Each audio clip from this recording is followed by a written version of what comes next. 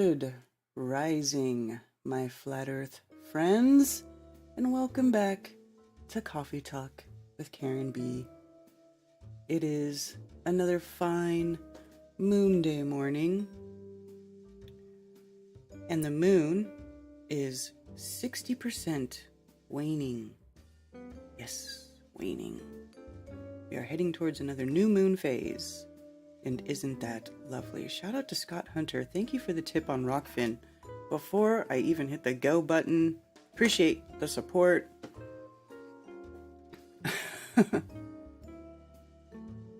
Hello. Hello. Good rising. Good rising. Let's see who's in chat. Here on Rockfin, we've got Psyop within a Psyop, Scott Hunter, Run Boston Bear. Good to see y'all. And on the poop tubes, we have Boston Ray Mudflood, Chili Ink, or Chili Ing, Commercial Sound and Video, Aisling717, hi Cammy, Benny Boy. Benny Boy, thanks for sticking up for Mark, for my homeboy Mark. That earned you a wrench. Cause, you know, dude, Mark Sargent gets so much shit from other flat earthers, and I don't get it. Like, he's such a nice guy, and he never attacks anybody.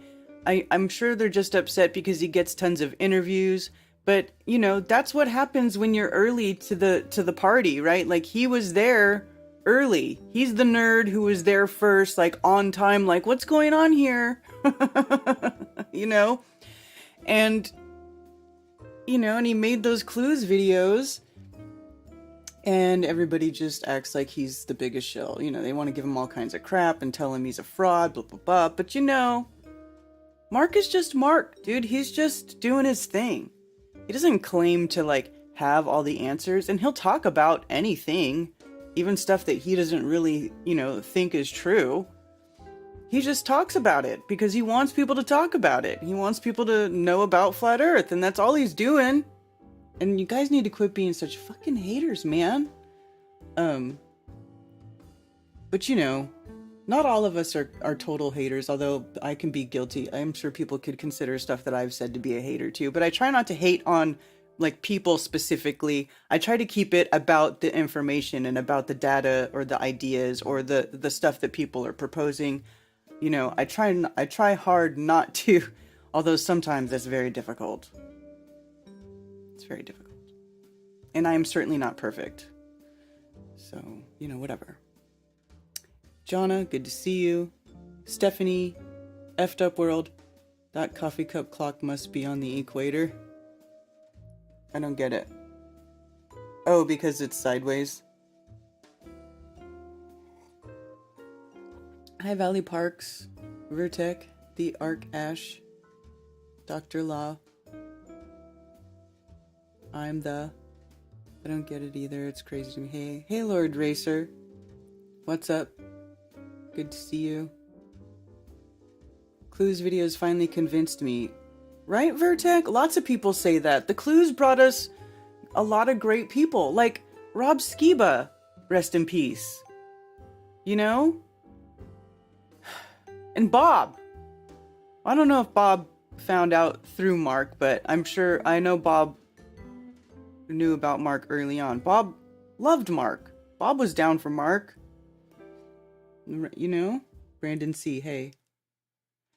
Can I get into Flattoberfest at the door? Brandon C. Maybe. I'm just gonna say maybe on that, because I don't know. I won't know until like that week. Because I only have so many tickets that I can sell. Like, right, I only have so much capacity at this venue. Which is fine. I have plenty of room at the venue because the capacity of the venue is still not much bigger, but it is a bigger number than I have had, than my highest attended event, right? I think my highest attended event would have been Flattoberfest 2021, where we were at the Magnolia Room in Spartanburg, and there was that that was about like 450 people.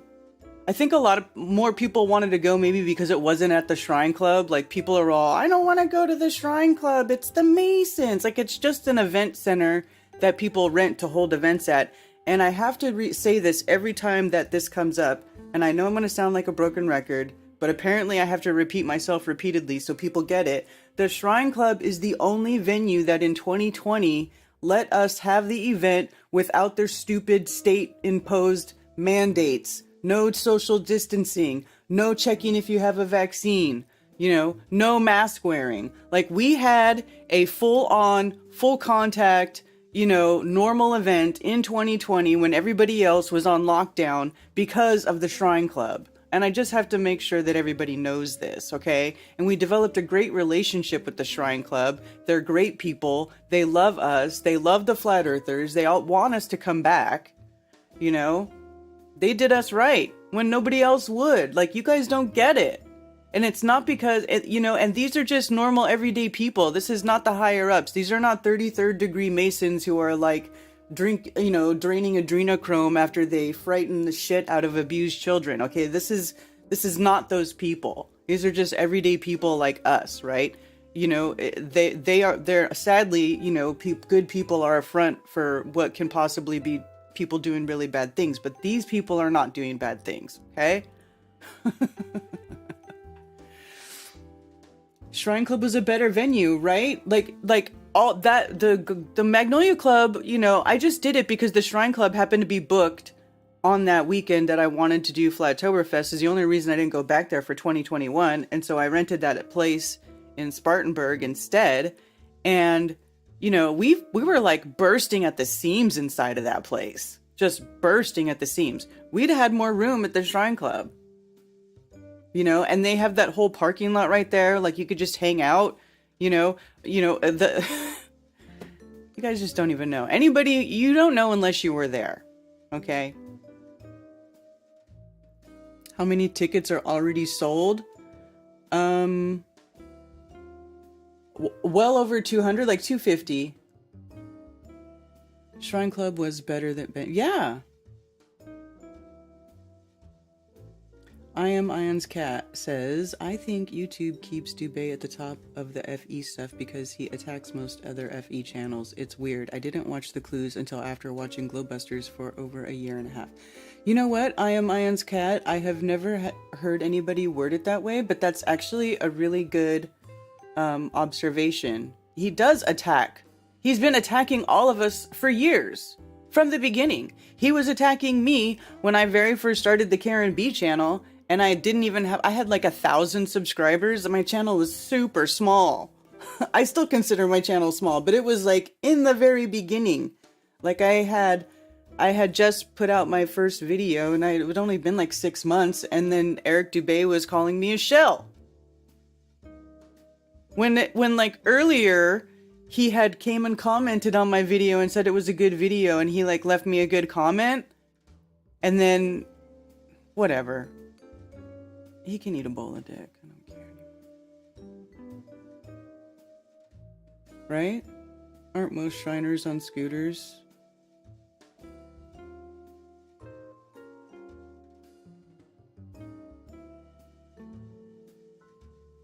You don't even know. We had Solar Return at the Shrine Club and it was fun.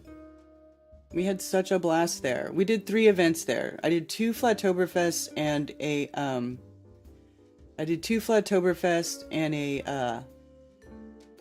Solar Return. We did a Solar Return there. And it was freaking awesome, dude. Every time we had a great time. Everybody who wasn't a big weenie about it being a Shrine Club went and had a blast. Just, I mean, let's be real. You've seen the video. You've seen the live streams. You've heard the testimonials.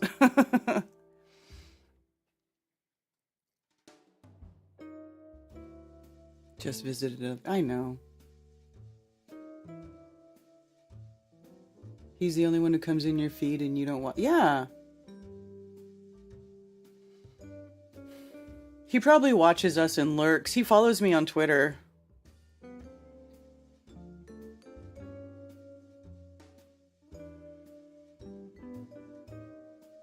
The haters call the event Shillfest. Yeah. They can call it whatever they want. We know the truth because you guys have been there.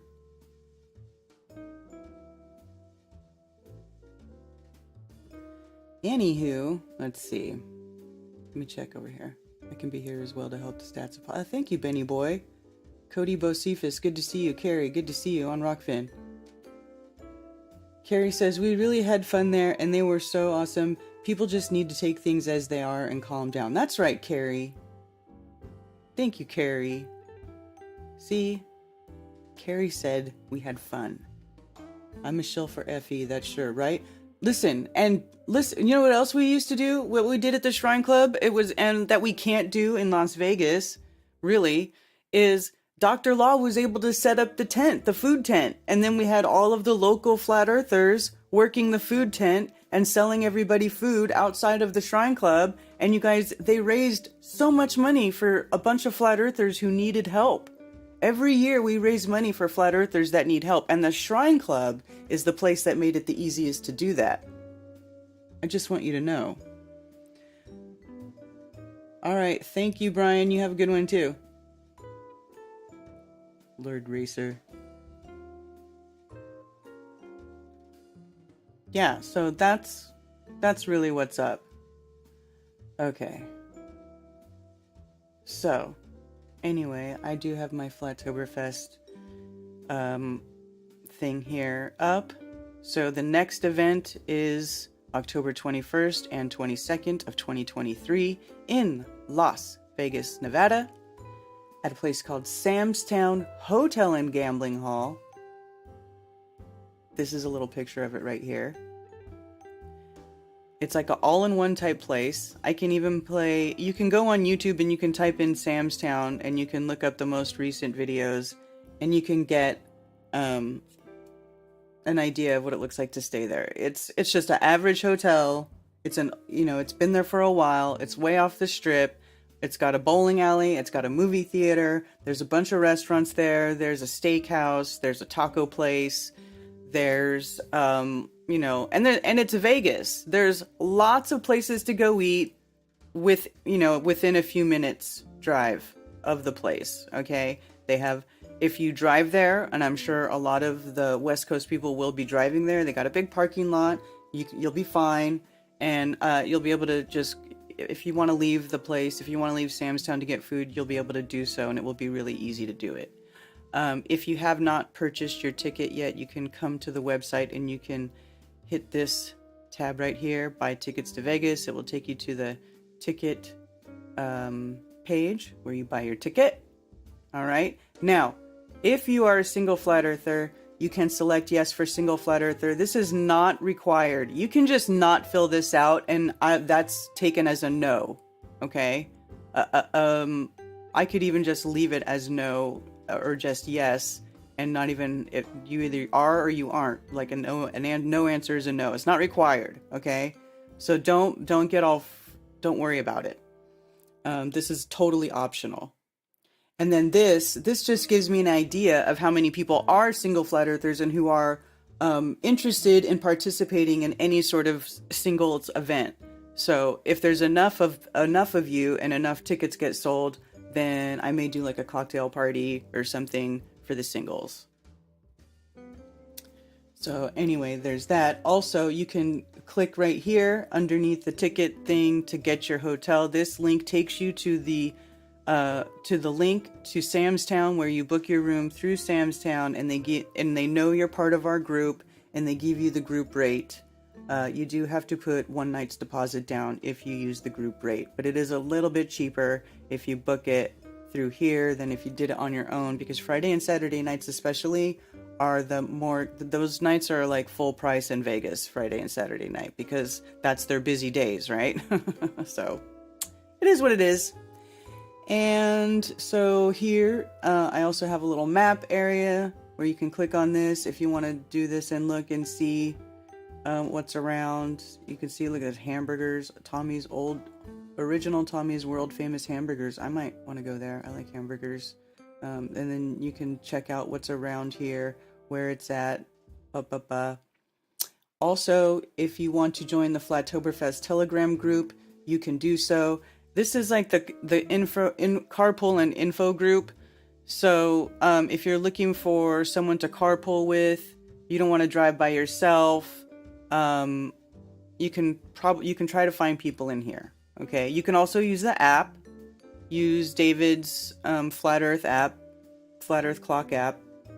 If you're on there, I think he's got a group too. That you can try to find people that way as well. Yes. Do you think it's necessary to rent a car? If you're flying in, no. I don't think it's necessary. Honestly, it'd be less expensive if you just took like an Uber or a shuttle or something from the airport to the hotel. Sam's Town has shuttles, I think. I should look into that. I actually should look into that. Let's see.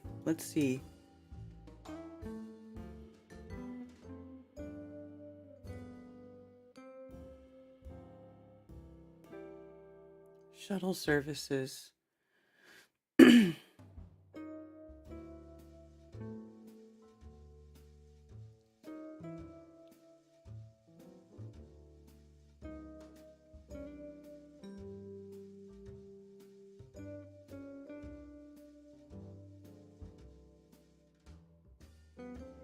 Oh, that's kind of pricey, that one. Hold on. Regional Transport Commission.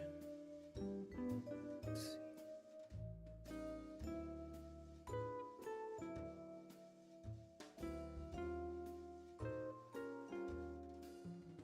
I guess there's also public transportation. Let's see.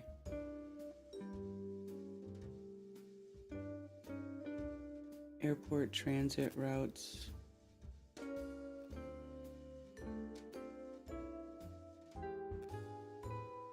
I don't know.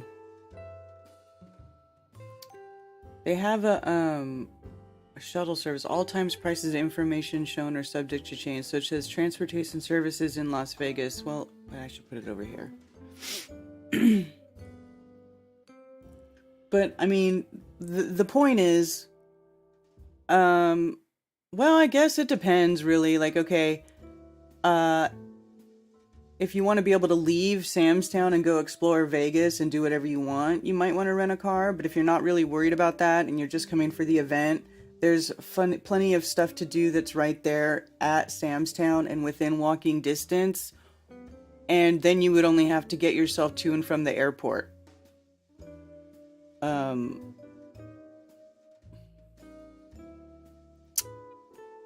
So, Delhi.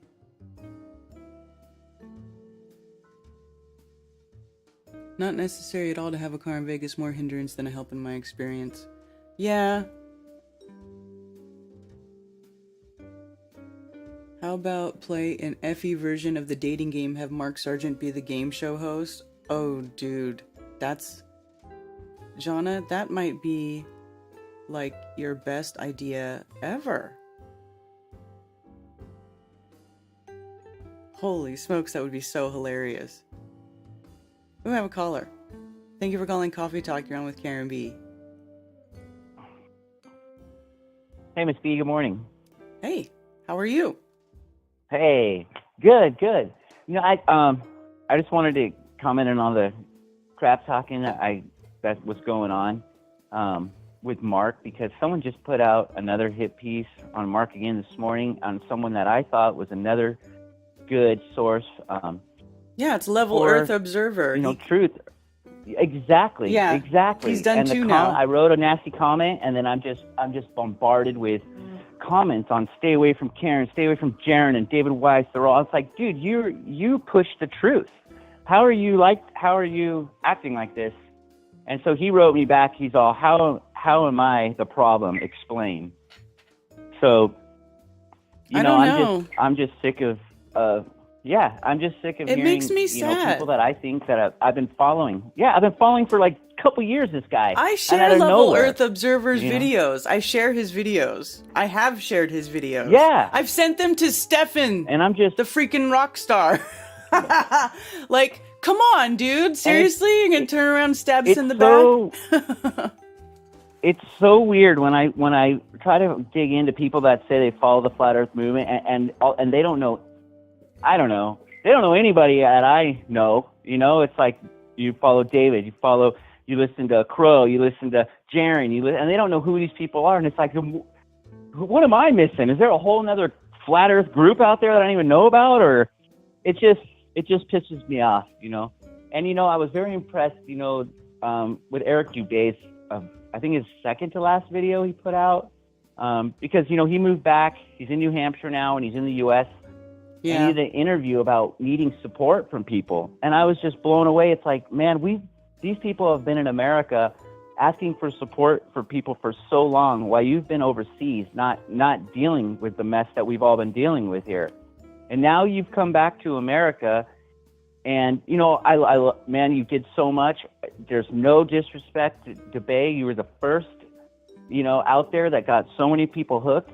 But now that you're in the same world with all of us here, yeah, man, we'll support you. Don't get mad at everybody else that's getting support here in the U.S. because it is cutthroat here.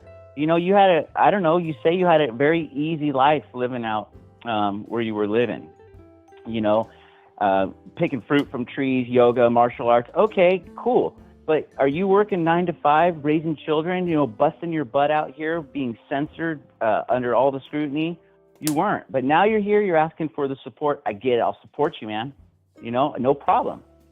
But you've talked a lot of smack about anybody who's been involved in any truth movement shouldn't be talking smack at all to anybody, you know? If you're out there pushing truth, that's the most important thing.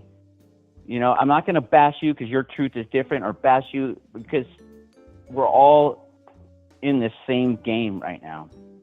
But yeah, you know, that's all. That's all.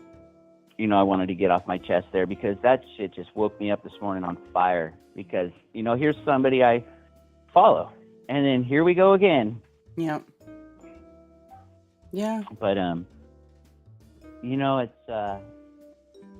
hard. It's a hard one. And I would say, you know, a side comment, renting a car in Vegas, you'll spend more time parking and walking than if you just take an Uber and get where you need to go. Yep. By the way. Yeah.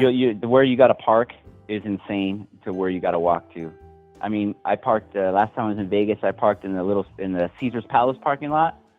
Just to walk from the parking lot to the strip took 45 minutes. Just walking from the back of the hotel. I mean, cutting through the casino is huge.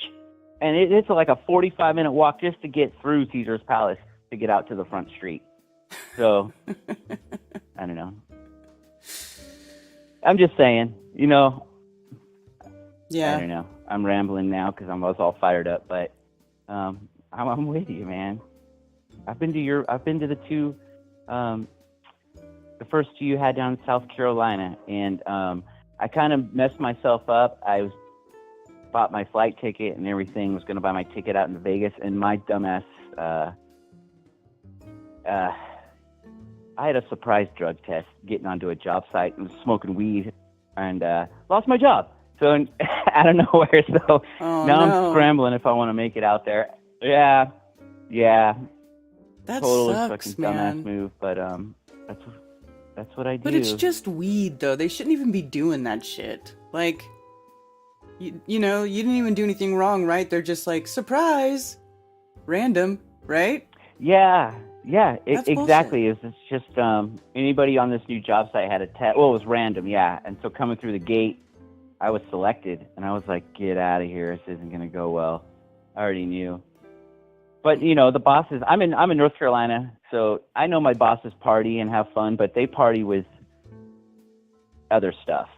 And when they found out I smoked, you know, it was marijuana, they had that typical Bible Belt attitude, like, you know, the devil's lettuce. You're smoking the devil's lettuce? Oh, God. You know, it's like, dude, you guys do coke? What's the big deal? I hear about your parties, you know? they're like, yeah, but it's not marijuana. It's like, dude, I guess I'm going to burn in the blackest part of fiery hell, and I'm sorry. Hypocrites. Wow. Yeah. Typical.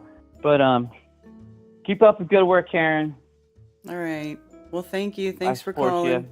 Appreciate it. I love you guys. Love you from a distance. Yeah, of course. Bye-bye. Bye.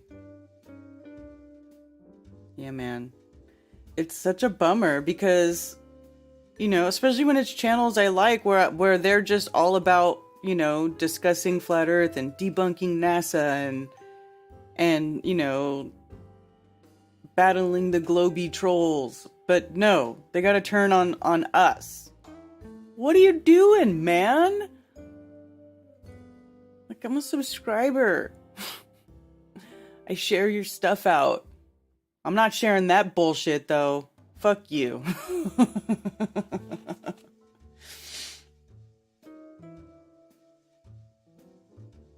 Weed's far superior. Taxi drivers in Vegas get kickbacks from strip clubs. One gave me half just to get dropped off at one instead of my destination next door. They get about $200. He gave me $100. Wow.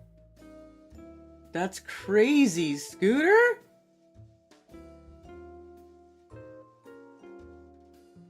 I also think the community needs Flattoberfest. There's a lot of division. Yeah. Well, you know what? It's kind of crazy because anybody who's been in this long enough knows that, like, right before the events, and it's not just my events, it used to happen before FEIC too, everything would just go haywire, sideways, with people, you know, arguing and calling each other out and It's, I don't know if it's because it's like something that happens every summer and then the events happen to be in the autumn time, like right after, right going into the winter time, but I don't know. It just happens all the time. And then when we do get to the event, it's like everybody just loves everybody and there's none of that stuff going on. It never turns into a big hate fest or anything like that. Everybody has a really just the best time ever. And I don't know, maybe it's like the more pain you feel right before, like the better it is when you actually get there and experience it.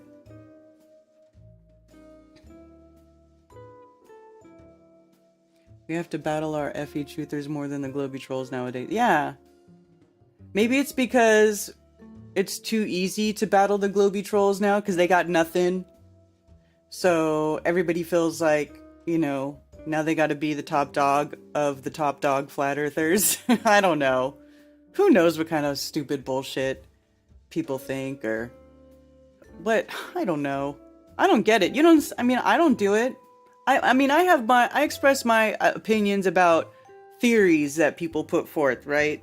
Because then because people start talking about stuff.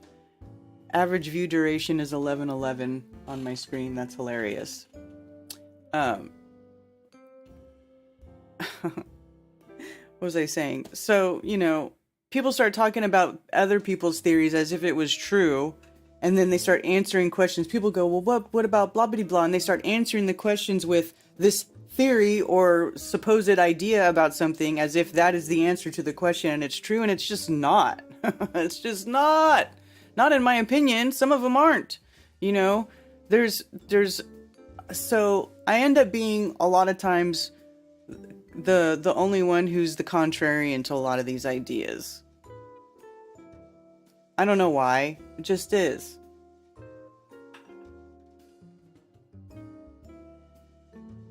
Kind of like the dogs fight between the fence. Once the fence is removed, they're bros. For example, what's underneath? Chris C. You want to know what I think is underneath? Crystals, water, lava. No, actually, check this out. My most favorite YouTube channel right now, I'm going to share this with you guys. I think you guys should check them out. This channel is called Action Adventure Twins. I'm not subscribed on Unveiling This Realm. I'm going to subscribe to them here too. This is the Action Adventure Twins.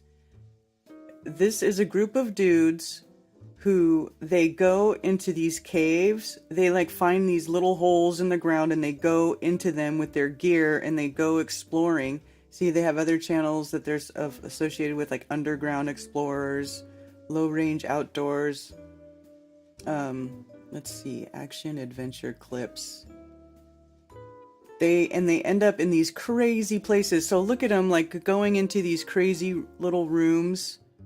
And they have to crawl between these cracks in the rock, and then it'll like open up into these giant like caves, giant rock crystalline caves with water coming out of some random hole somewhere, and little rivers, underground rivers that go to all these cool places. Dude, Under the Earth is crazy.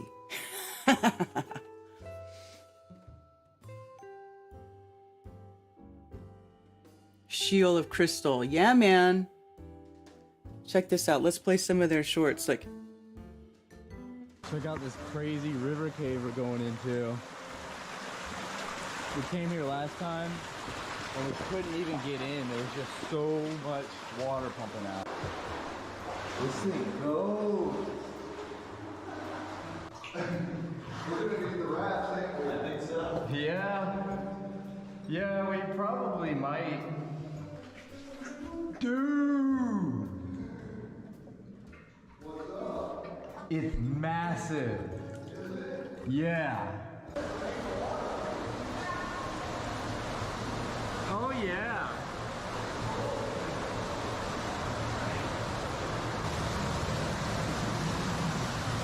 Wow. So clear. look at that. Like source water coming from inside the earth. That gets. Oh my god. Check out this crazy river cave we're going.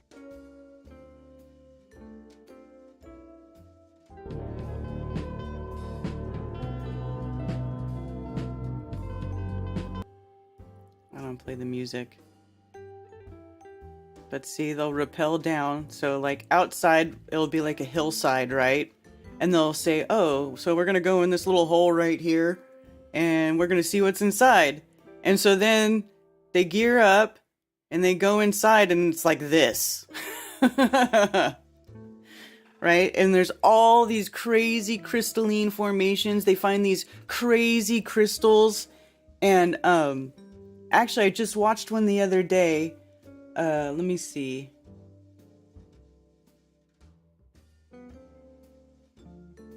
Oh, this is the clips. Let me go back to their main channel. It was the coolest thing. Flashlight. Oh, see right here? Oh, I gotta find that spot.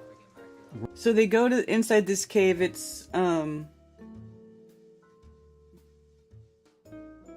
think they said this is the second biggest chamber in the US, I guess known cave chamber in the US. So they go inside and they go into it, and let me see if I can find it because I don't want to play their whole video. I don't want to get copyright. But I want to play this one part. It was so cool. So he goes, and inside this one room, there's all these formations, and then they find a room with crystals, right? All these, here. All these rooms with crystals. Big, look at these.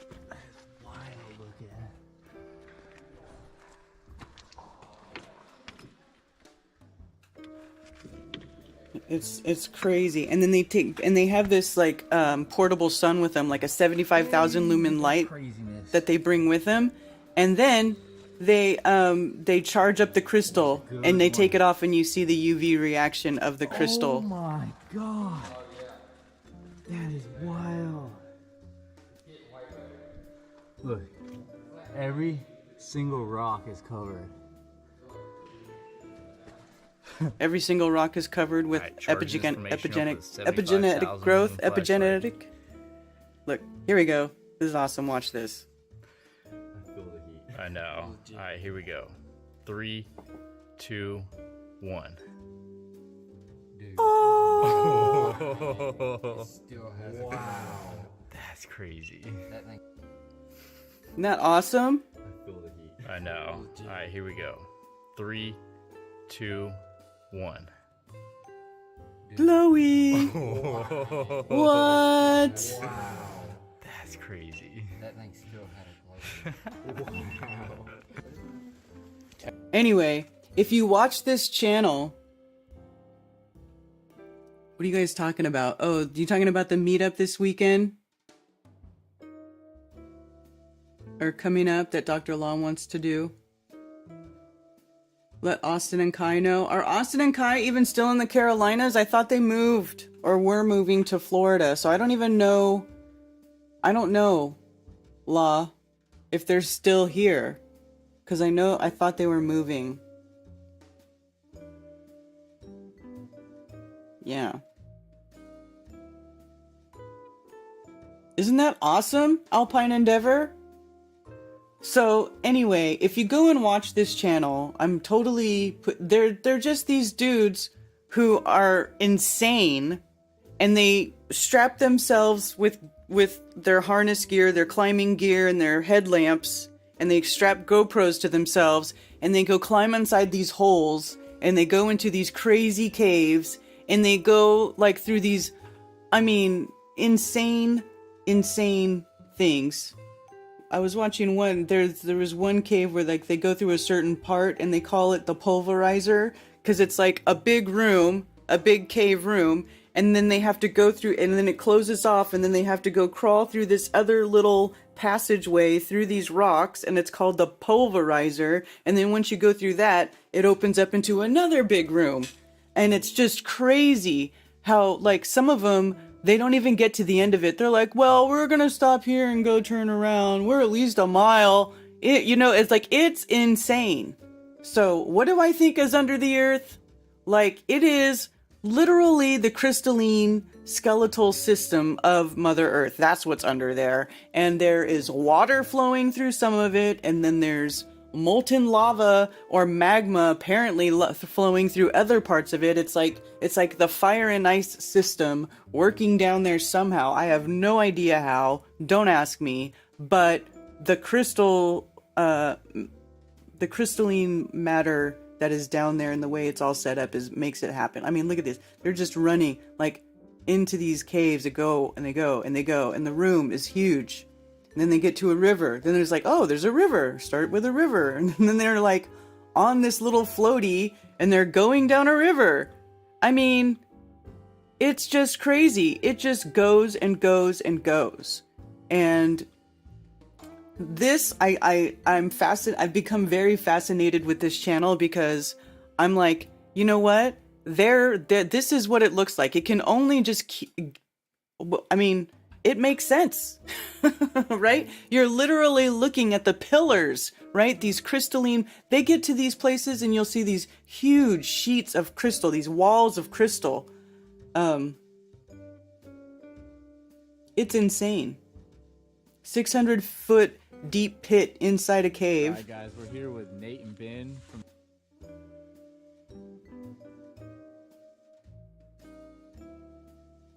I mean, look at this. Insanity. And this is all,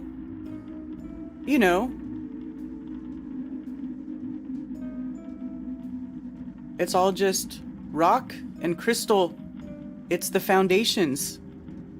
You're getting a look at the foundations. That's, at least this is what I think, like the top of it anyway, the very beginning.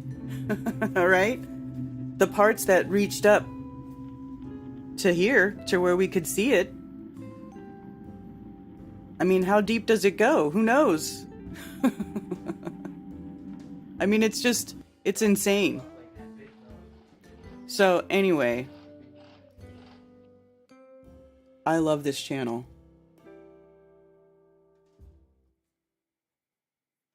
No IRM is killing me.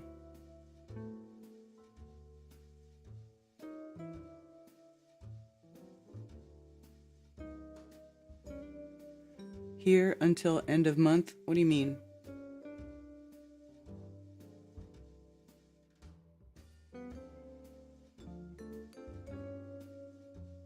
Austin just said he's moving next month. Oh, Austin's here till the end of the month. Okay. Okay. Okay. Got it, got it. I get it. I get it. Awesome.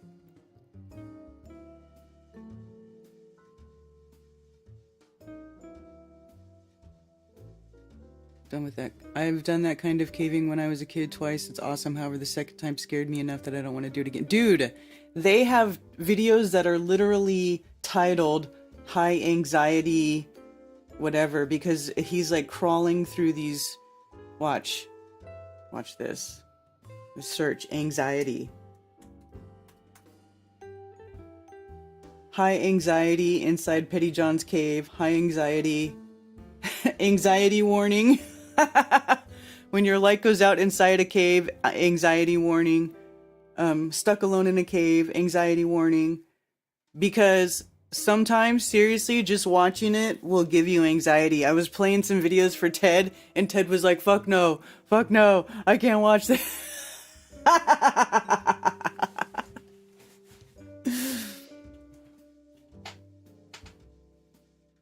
Okay, let me link it. You guys seriously gotta watch these guys. These guys are the best. Their stuff blows my mind. Cause I'll never do what these guys are doing. That's for sure. You won't catch me going in these freaking holes. But it is amazing. It is incredibly amazing. I like going into some of the caves, and I've been in some caves, but what these guys do is next level. And this is just the US. There's other videos too you can find where they go into the caves and stuff that are in China and like other countries. But this is just the US. And it's just, it'll blow your mind. Like huge pyrite discovery deep underground, right? Ooh, let's watch that. We are here at this massive talc mine. We got a boat and we got these really, really bright lights that we're gonna. All right, we're continuing down this tunnel. It's an old mine.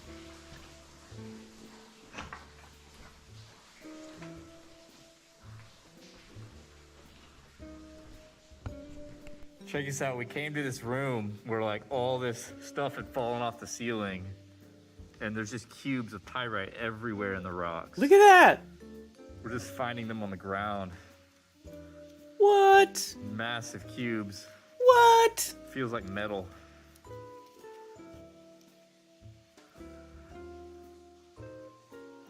That's so cool. Yeah, man. So anyway, when you're watching these videos too, they come across all kinds of these crazy, and you know what's insane too is they'll go into these rooms, these cave rooms that have these, but to get into the cave room, they had to go through the little tiny holes, right? So they get in there and there's all these giant crystals that will never ever see the light of day. And the only way you're ever going to see these giant crystals is through either the video that they show you because they went there, or you have to go there yourself, because no one, these are like skinny dudes and they're like worming their way through the hole. There's no way they could leave with like a bag full of these big, it just isn't going to happen. The crystals, the room is just full of crystals, and they just put lights on them and look at them and they're like, dude, look at all these cool crystals, and that's it. And then they just go on.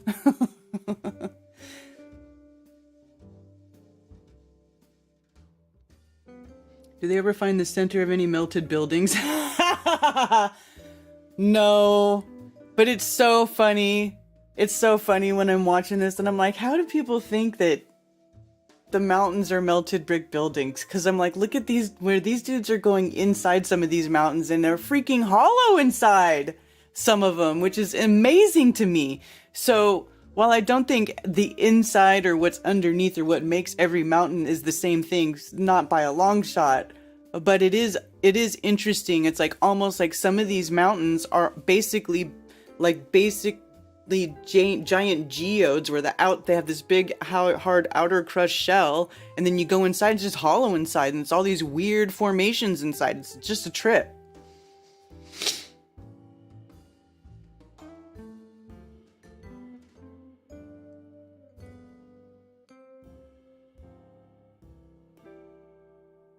Yeah.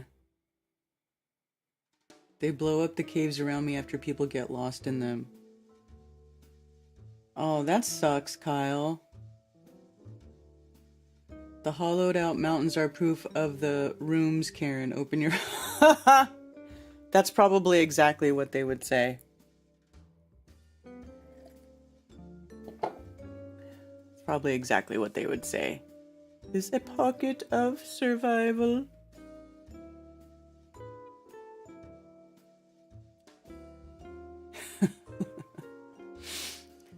Anyway, when you guys get bored and you're like want to watch something new and interesting, go check out the Action and Adventure Twins.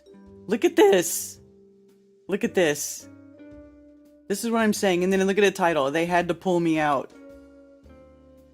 See? They go into these crazy little spots. See, here. This is like a room I'm talking about. Here, watch All right, this. everyone, we're back at Petty John's cave, and we are going deep this time. Let us know how this video turns out. We got the new GoPro 10 and Nightcore 868. Here's the room, the one I was just describing. Yeah. Look at him. Ain't nothing to it but to do it. It looks really promising in here. Okay. Keeps going.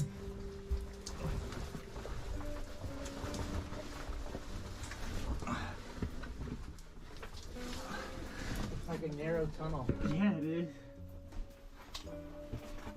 Super narrow. I mean, look at this. I want to throw up thinking about doing This is that. almost That too makes me much. want. Right? No way. Are we sure this is the way? No. Are we sure this is the way? No, we're never sure. Story That's of our crazy. life right there. You already said. There.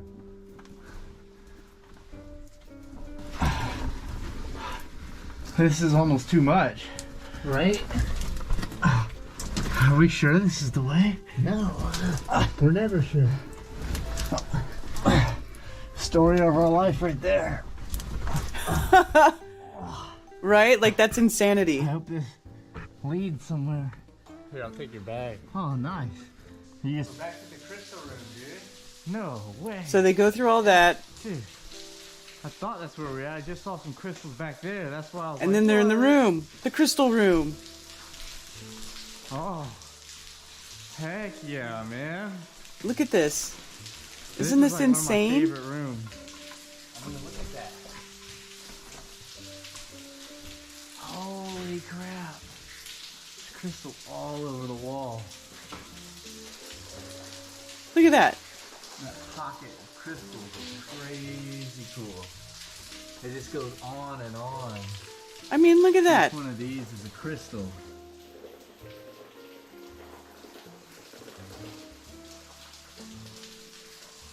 The stuff they see is amazing, though.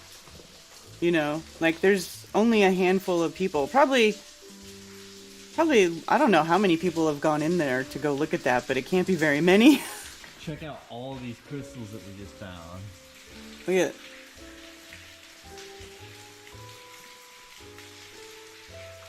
Isn't that amazing? I think that's all quartz.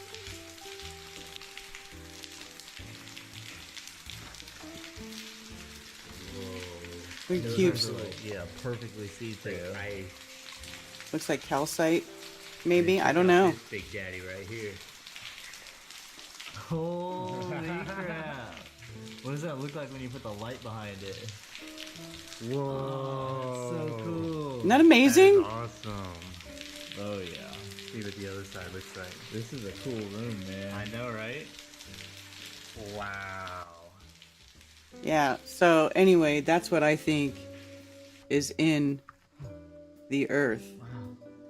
More crystals up here. Uh-huh. Thank you for calling Coffee Talk. You're on with Karen B. Hey, Karen, it's Jesse from Hingham. How's it going? Hey, good. How are you? Pretty good. How are things going in North Carolina? It's going all right. We are back in Massachusetts for a little over a week, and we're going to be doing a meetup at Sorel. That's in Abington, Massachusetts, 1400 Bedford Street, also known as State Highway 18.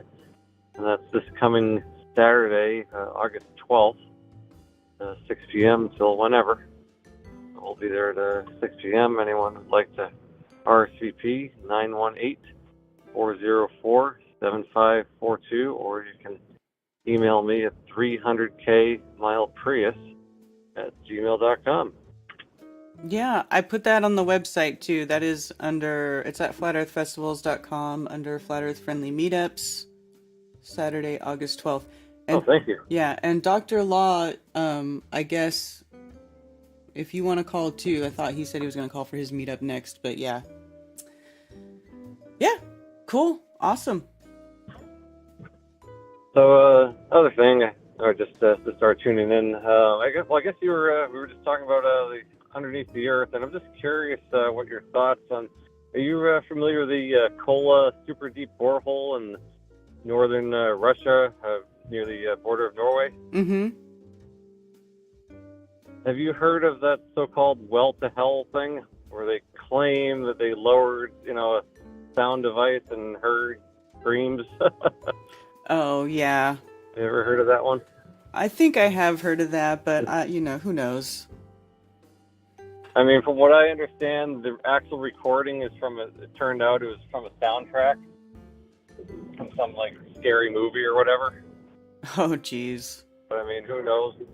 I mean, I've also read stuff about supposedly Jacques Cousteau, the famous diver, quit diving because he heard screams from hell. I mean, who knows? I was curious if you looked much into that at all. Well, maybe, but also don't if you get that diver sickness, can't you start hallucinating and stuff? I don't know. Well, I mean, there's that too. Yeah. So anyway, I know you and Mark on the last show were talking a little bit about electric cars, and I just want to give my neutral experience. So I actually. A friend of mine bought a Tesla not too long ago in Houston, and he paid me to drive it to South Dakota, where he lives. And Brittany just paid me. But anyway, it was a 2015 Model S, the 90 kilowatt hour pack, so the ideal range is about 300 miles. And obviously we used the supercharging network, and that specific car did come with free supercharging for life. And, obviously because, I didn't really know the car that well, I probably charged, longer than I would have had to at each stop, but the stops were strategically placed. And most of the superchargers are located near, food options, restrooms, shopping, the whole 9 yards. And realistically, every few hours, I mean, most people are going to stop 10 to 15 minutes anyway. Sure, we probably stop, obviously, maybe on average about a half hour or so, each time, so it really wasn't that much longer, and we were able to drive the speeds that we normally would. The speed limit's 75, even 80 miles an hour. A lot of places out there, and then of course in South Dakota we're having a little more fun than that. But it was a decent experience, very comfortable, very quick. Did everything it was supposed to do. Now, of course, that was in good weather. It was warm, so obviously, if it's colder out, in the dead of winter, we would have maybe had to drive slower and or charge longer. But again, this is 2015. Charging is 100 kilowatts. The newer ones, you can get about 175 miles of range back in just 15 minutes on a supercharger. So the technology is improving. So anyway, I just wanted to put my 2 cents in what my personal real-world experience is, with a 84,000 mile 8-year-old Tesla. Anyone out there is curious. Okay, cool. So anyway, quick shout out, of course, Jake and Dan from the band, you, Karen, Mark, Brian Stavely, Rick Hummer, late Rob Skiba, Daryl Marble, and so many others, Stu Finelli, and we'll check in another time.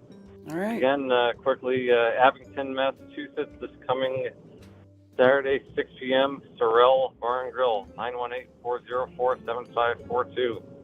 Thank you. you very much. Keep up the great work. All right. Later. Take it easy. Bye.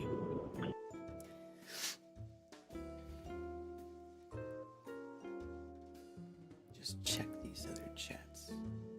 Ain't nothing to it but to do it until you get stuck and can't get out. Then maybe some river flows through it. Nope. At least they would die together. Yeah. I'm with Ted. That would give me nightmares. There's somewhere in like the Petty John Cave. Where's Petty John Cave? Let's see. Of course, not everything they do is in Petty John Cave. Georgia. Okay, yeah, Georgia. I knew that. I'm pretty sure it was like they're like kind of up and down the kind of the Appalachian area. And there is a huge cave system out this way. So, yeah.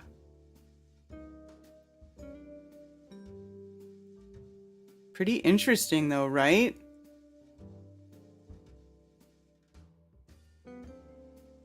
That all that stuff is there.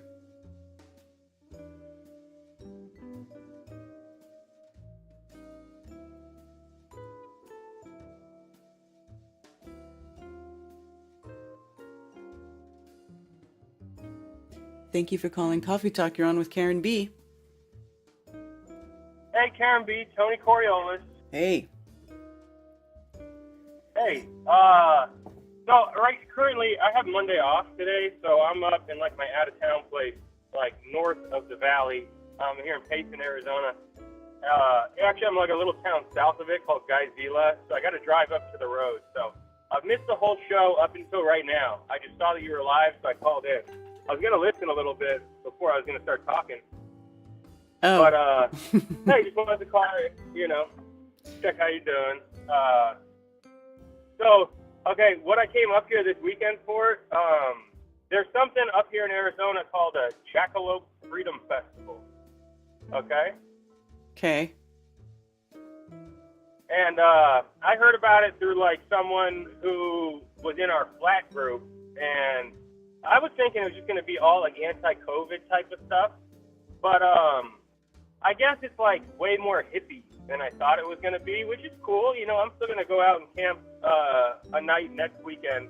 But I was going to go out and try to find it.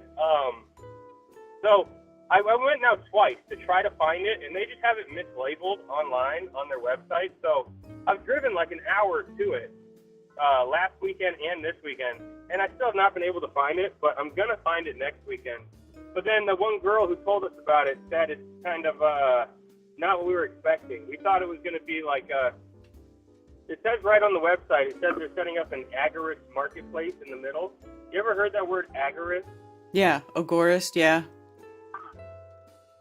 Yeah, and that kind of means, I think, like, they just don't believe the government really has legitimate say over us, so all stuff's not going to be charging taxes out there, you know? Right.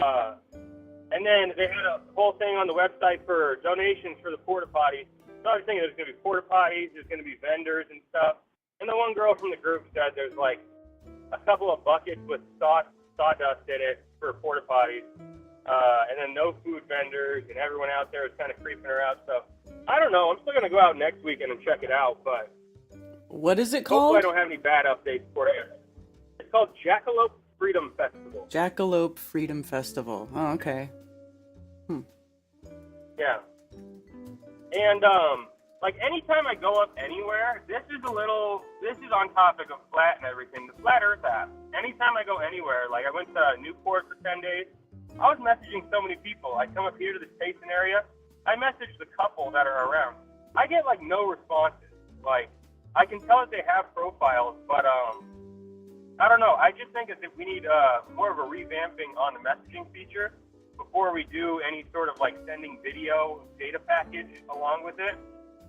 Do you get a lot of responses on the Flat Earth app? Well, truth be told, I don't really message through that app very much because I just talk about stuff through my channel.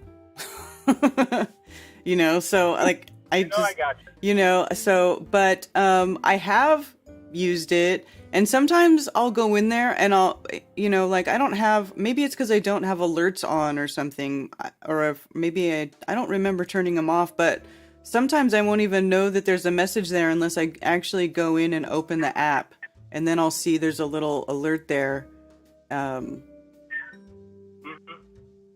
So I don't know, maybe I know Dave's working on it, but I will say this. I know that Dave is working on updating that. He's in beta testing right now for a whole updated version of all that. So it might get better very soon. Yeah, no, I know I heard him talking about there was maybe going to be like a data package you could purchase within the app too to be able to send videos to people. Like, I just want to message to people, and then maybe like we'll get each other's numbers and send video, off the app.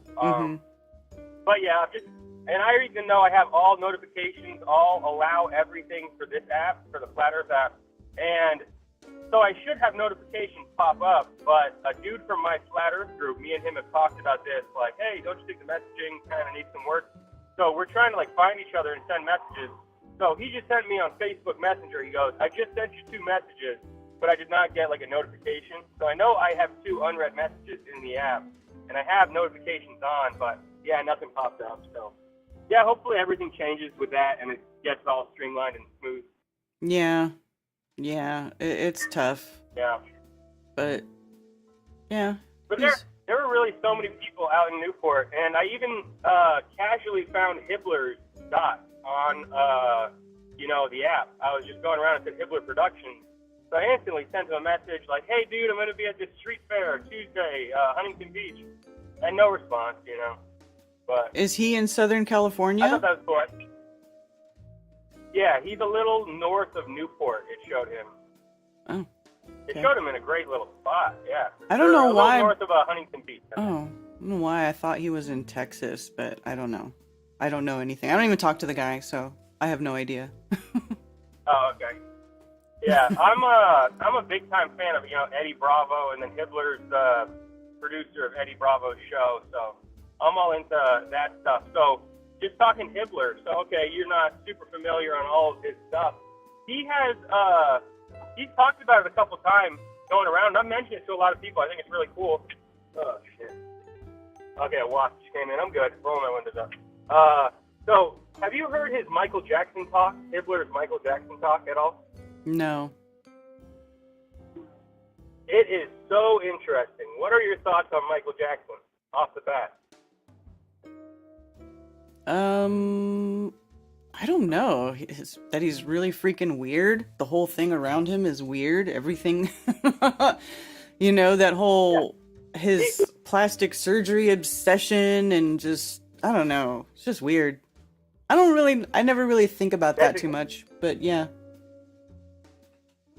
Yeah, see, so I never really thought about him much at all. I just thought, oh, weirdo, like, whatever, like, kind of girly sounding music. I don't care, not my style, is what I always thought. But Hibbler had a really good, he was talking about, like, people say celebrities fake their death. Mm-hmm.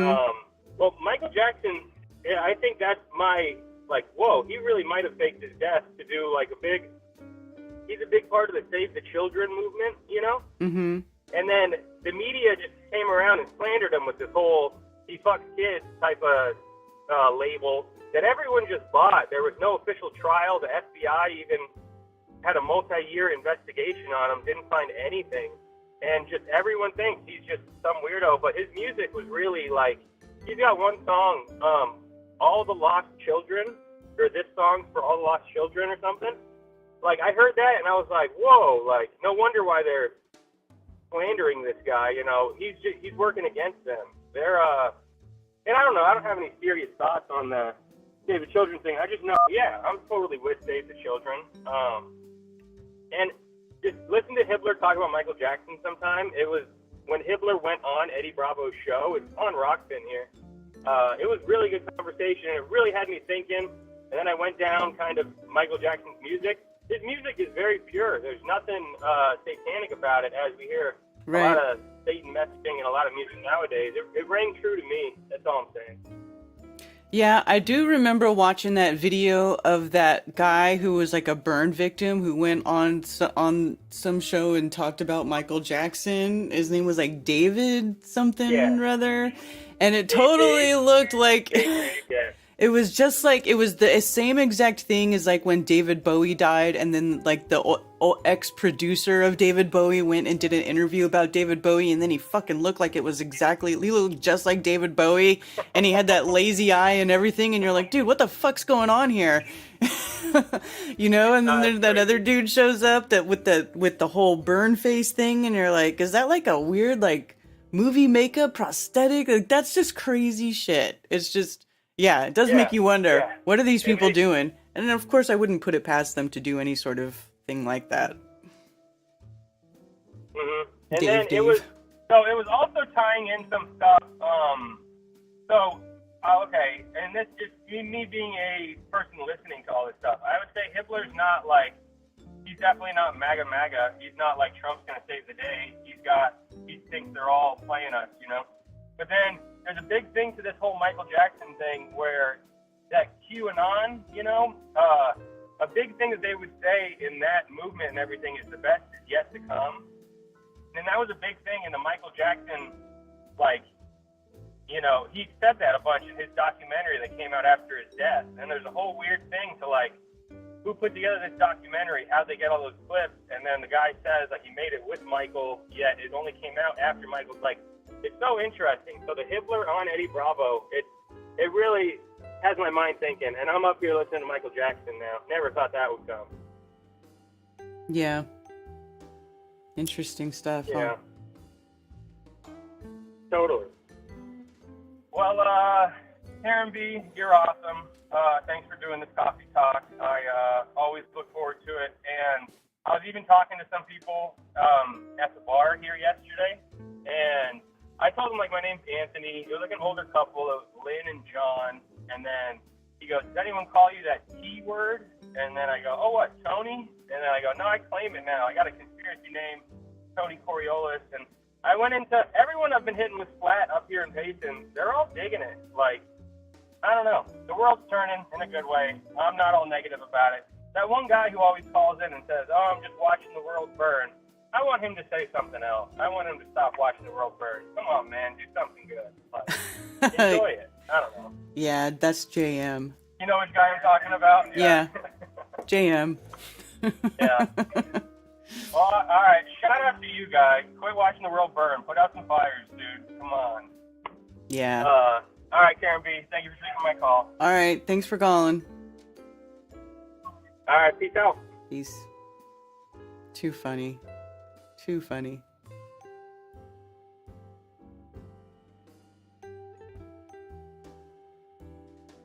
Loads of Jackson conspiracy stuff on the Believe channel. Believe MJ777.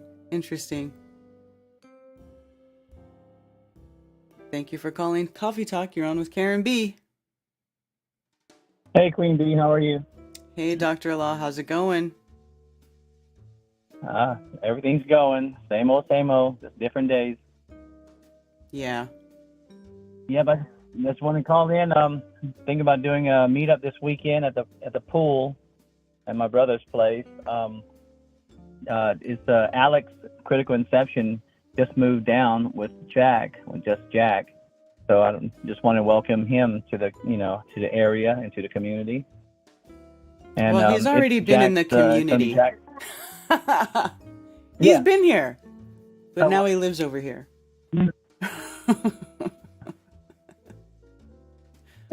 Yeah, but and also it's gonna be Jack's birthday. I don't know how many people we can get in, but I think we'll be fine if we just keep it calm, you know.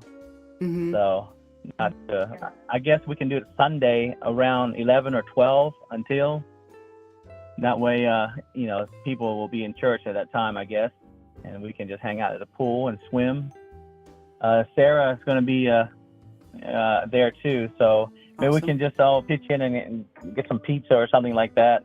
So, because I've got to do some fruit carving and stuff for a wedding the day before. I'll be tired, so I'm not sure if I'm going to cook anything. All okay, right. so. Well, we can all. Does everybody just want to bring food? Didn't we do that before, like a potluck type of thing? Yeah. I mean, it would be easier. We just all, grab pizza from somewhere and just bring it and just finish Okay. that, and it's less cleaning and stuff. We just bring drinks, and All we right. don't have to bring too much. I might I'll bring let something everyone for know. myself then, because I don't want to eat pizza. Oh, okay. Well, I'll can just figure bring something something. out. No, I'll bring something for myself. It's fine. Don't Okay, change well, stuff for me. yeah, I'll send the. Well, I was thinking there's gonna be a lot of kids there that probably would like to eat pizza. The sushi went pretty well. I mean, the rolls went pretty well last time. I guess they're all open-minded. And Jack, I don't think he eats a lot of stuff, especially pizza. So, but we'll No, see. yeah. Let's figure it out, and I'll get back with you. Okay. Okay. All right, cool. So that's And, Sunday, also- Sunday the 13th. Sunday the 13th, around 11, 12, p.m., 11 a.m., 12 p.m. Until 5, probably. We'll cap it off then. We'll be pretty roasted by then. But yeah, it should be a nice day. Yeah. Okay. And I'll probably be missing my son's soccer game, so you guys are nearby, you better come out, because I don't miss my son's soccer game for anything hardly, except for meetups. And oh, by the way, I want to shout out my son, my oldest. He bought me the plane ticket for Flattoberfest, so he's sending Really? me over there to. Yes. That's He's awesome. working at the yeah, he's waiting tables at Olive Garden right now. He's getting ready to go back to college to play soccer. But he wanted to buy that. They send me out every year on my birthday to Flattoberfest. So this year he's bought me tickets for Vegas. That's amazing. Oh, that's so cool. Yeah. But I'm in Vegas. I'll be there from Thursday until Tuesday. When are you getting in on Thursday, Karen? Thursday, like at noon or 1. Okay, I'll be there. I'll get there at 10:30. Okay.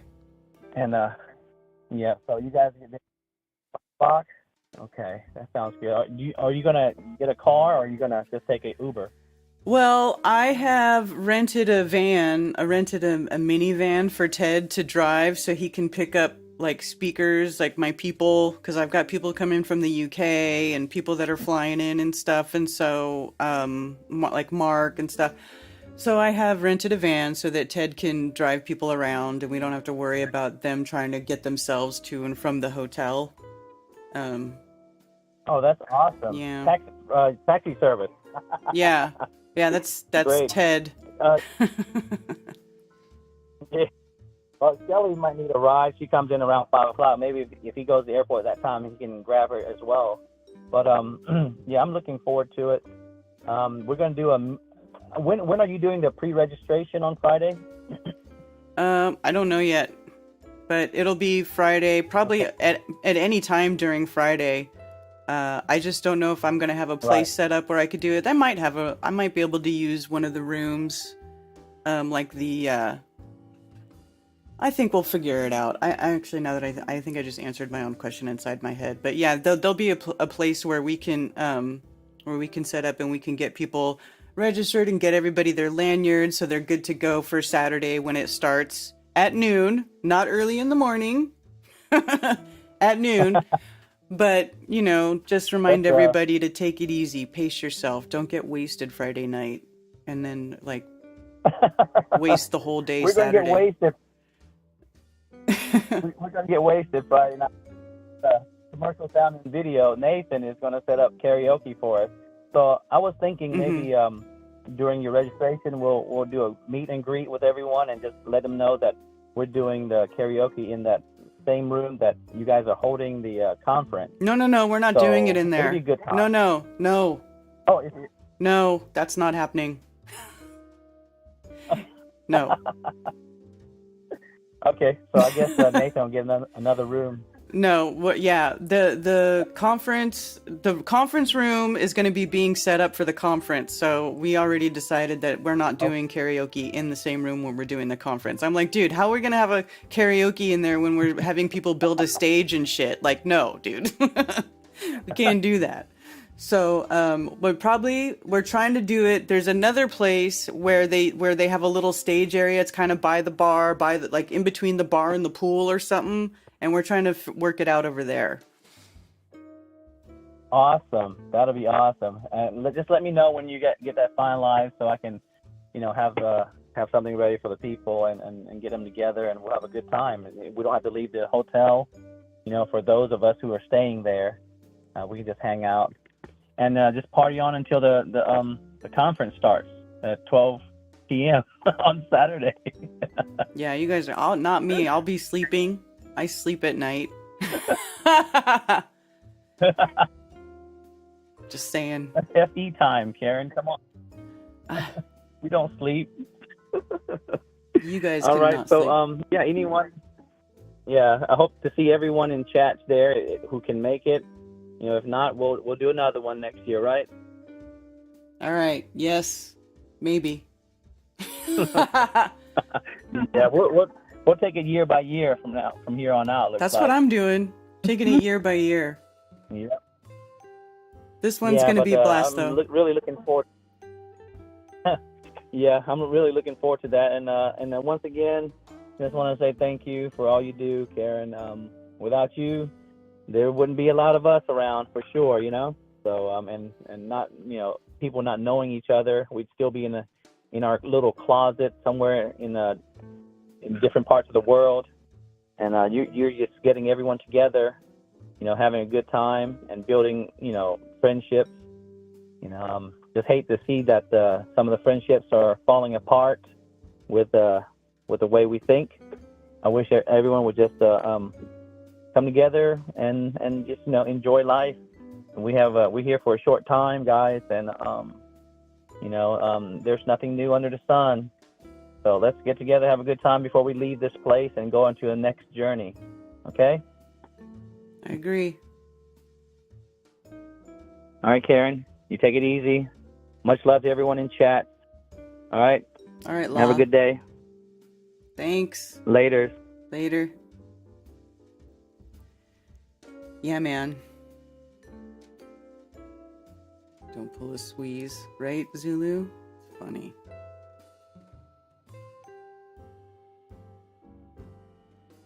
Can't we all just hit a bucket bong? Yeah. If I can't have Ted be picking up everybody, I specifically have this set up so Ted can pick up like my out of town travel, my speakers, right? I need to make sure that I take care of my people that are part of the event and that they get there.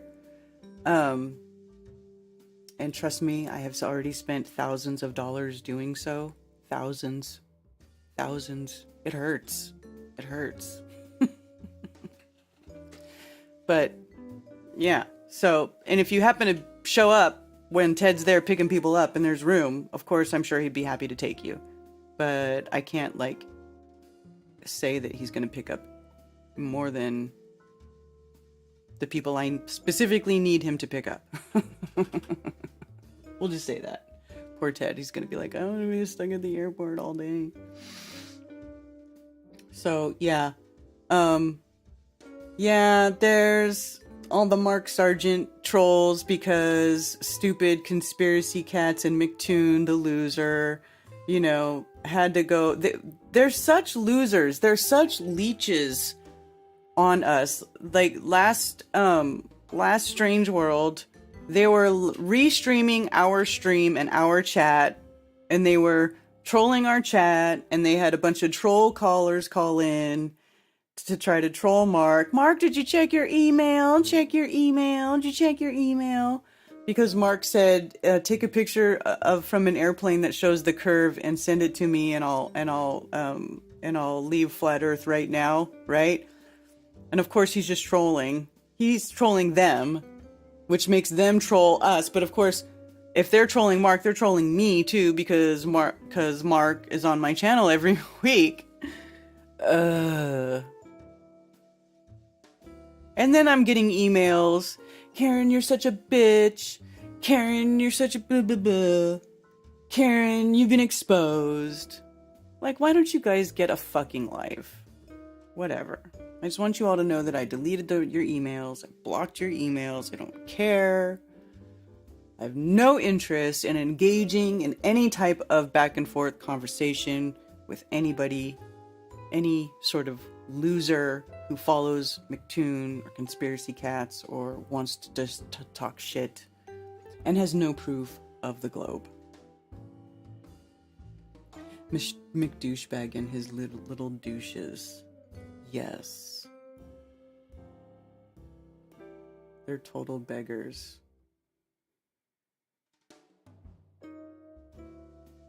They just... That's what they do. That's how they get views on their channel. And then YouTube, the algorithm pushes their channels and they get... I was surprised when I found out that McToon had more subs than me. I was like, you really?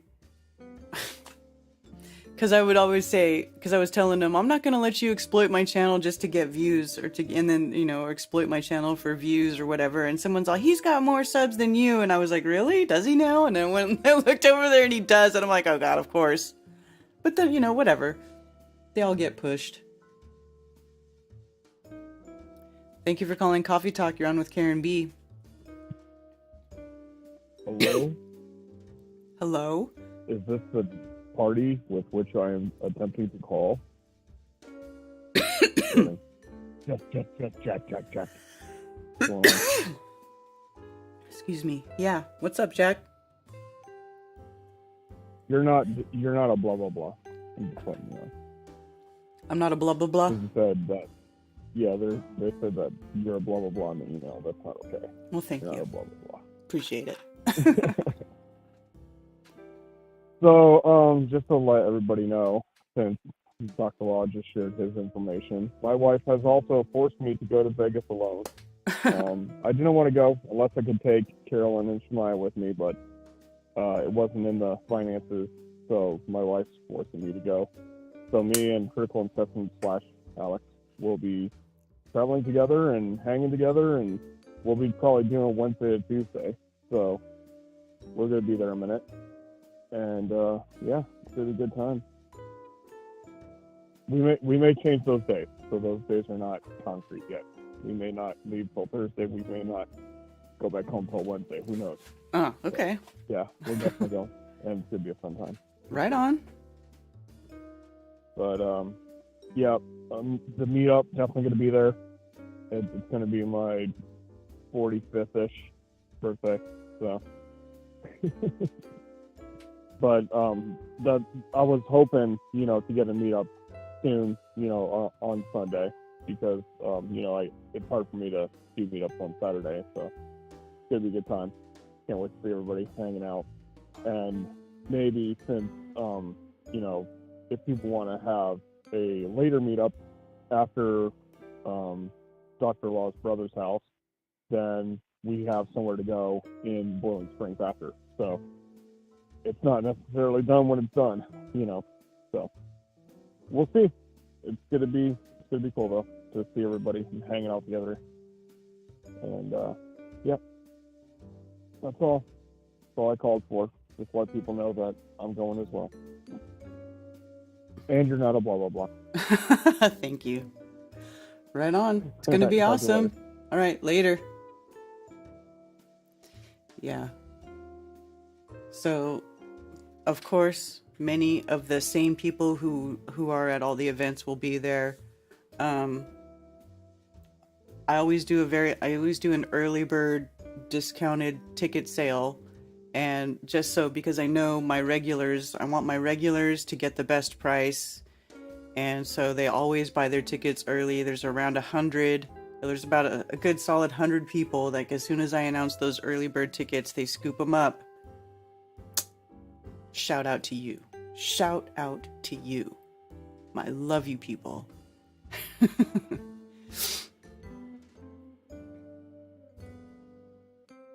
Dr. Apollo.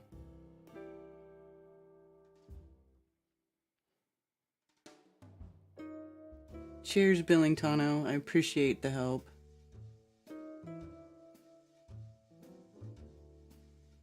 Beyond them having opposing views. I know. And then McToon sends me this stupid email, and it's got screenshots of the comments in chat, and he's like, look at so-and-so says so-and-so, and oh, and I forgot this one. And I didn't even read them, because I don't care. I literally don't care, like, at all. McToon, goon, loser, leech, stupid face, butthead. I couldn't care less. I just couldn't even care less. I don't want to talk to you. I don't want to know what you think about me. I don't want to know anything. I don't care. I don't care what you're doing. I don't care what you... I just don't care.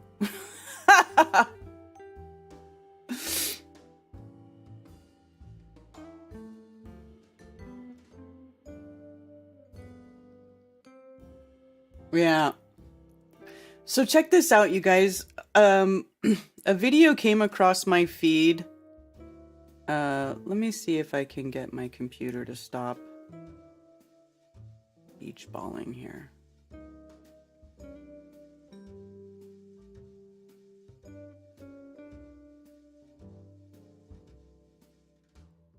There we go.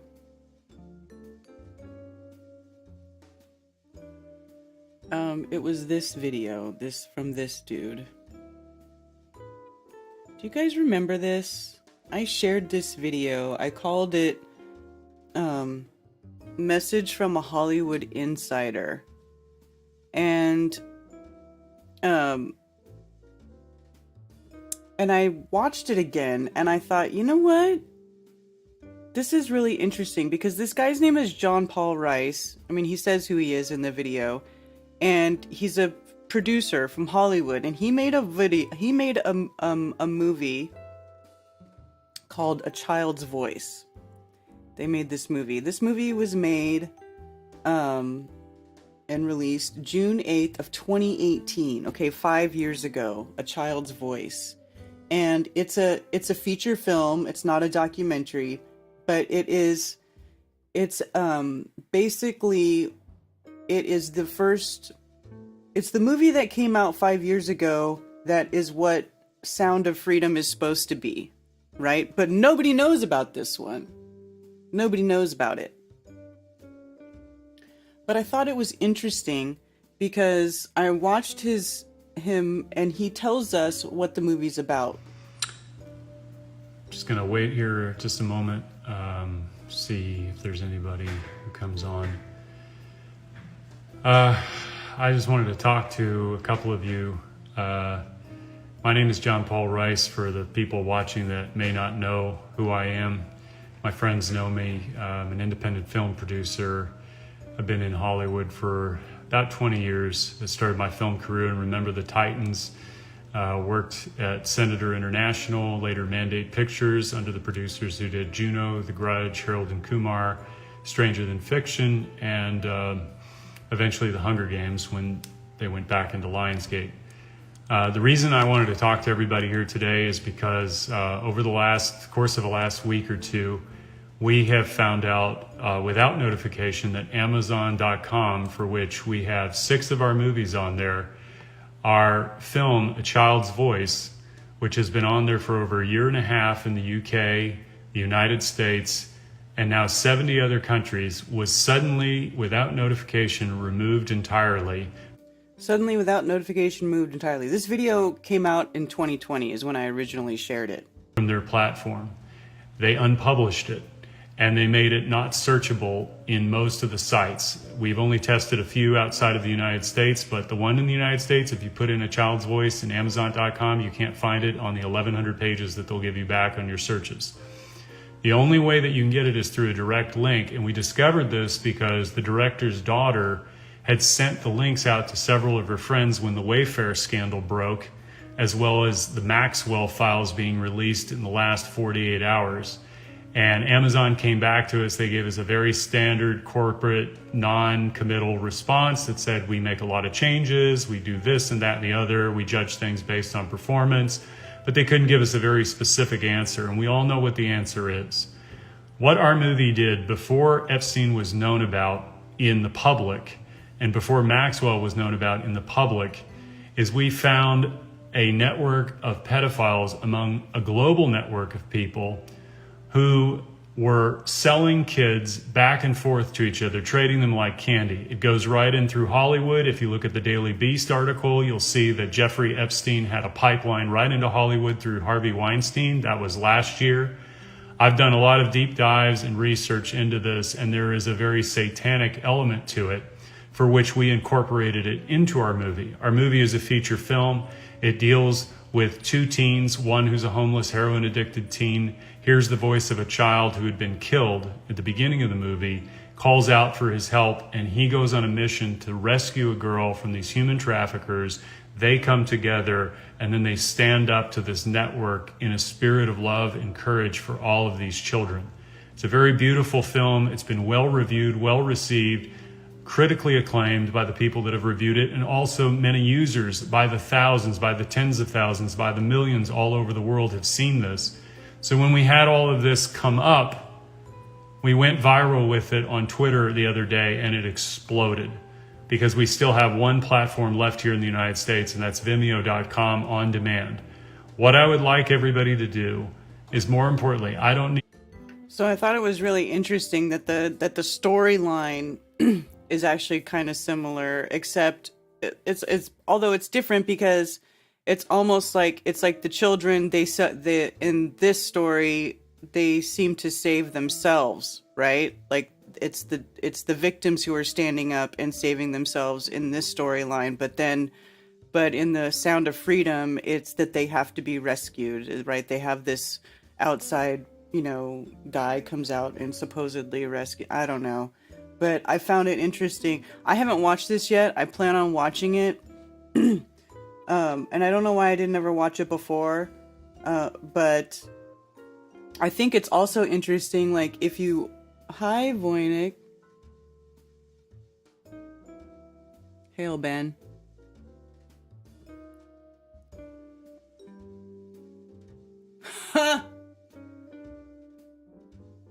Yeah, so...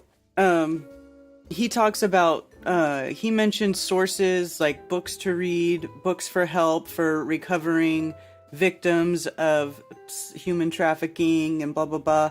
And he mentions some sources that they certainly don't talk about in the Sound of Freedom movie. And the people that they do tell you to go to for help, they're very suspect, right? Like, oh, it's 11:11, you guys. It's 11:11, and I noticed it without looking at chat. I'm so proud of myself. It's 11:11. Spirits listening. 11:11. New resonate. Beginning. Reflect. Visualize. Opportunity. 11:11. Spirit listens. And then it turned 11:12. Visions manifest while watching. In mind, manifest your Flat Tarred Dave. Abundance. What platform are you on, Flat Tarred Dave?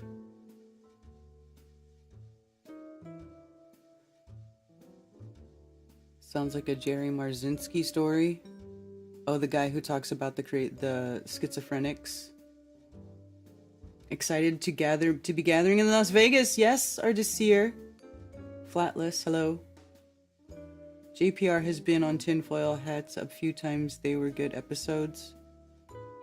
I'm not sure who JPR is.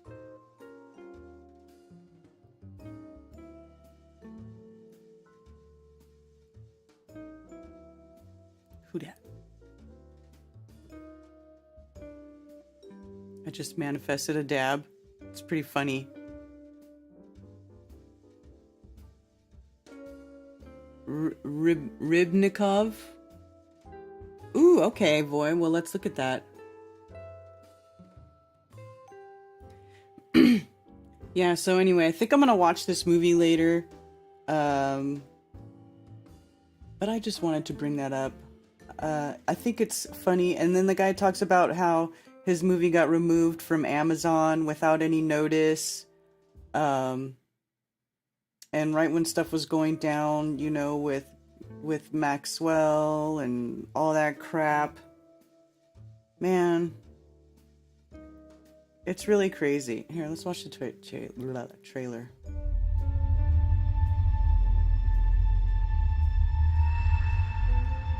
Can you hear me? Can you hear me? Can you hear me? Hi. I'm Tim. Fuck off. Oh, shit! So do you know who that was shooting at you? He was my boyfriend. Stop, you little bitch! Is everything set? Yes. This man convinced my boyfriend to start kidnapping kids and sell them. You piece of shit! Can you hear me? Who's there? If you fucking run, Bill will find you, and they will hurt you. Looks like you need some new clothes. I need you to have your shit together! Do you fucking understand? Help me. I'm getting stronger.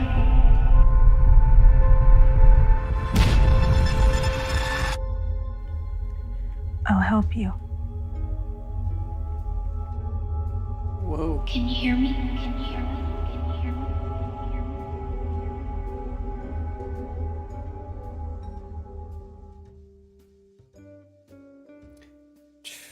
Trippy. Anyway, my phone died like McDouchebag Will from You hate TV and movies? You think you saw it, Greg? Yeah. I really don't watch a lot of TV or movies, musicians for truth. I really don't, because I'm not really big on that stuff either. Yeah. But, you know, it just goes to show, like, there was already somebody who was putting out movies and trying to bring awareness, and they didn't have all the weird corruption and shit. They didn't have to do, you know, they didn't have to get crazy crowdfunding from, you know, warlord drug trafficking, human traffickers, you know, who then go get, what was that guy? Let me see if I can find that. Let me see if I could find that. I was looking at that the other day.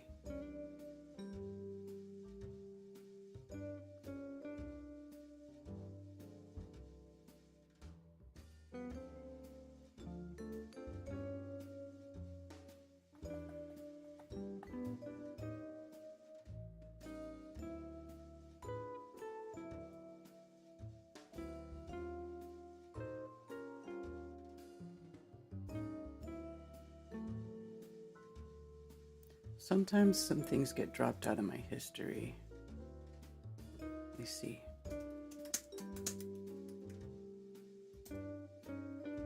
Oh, here it is, right here.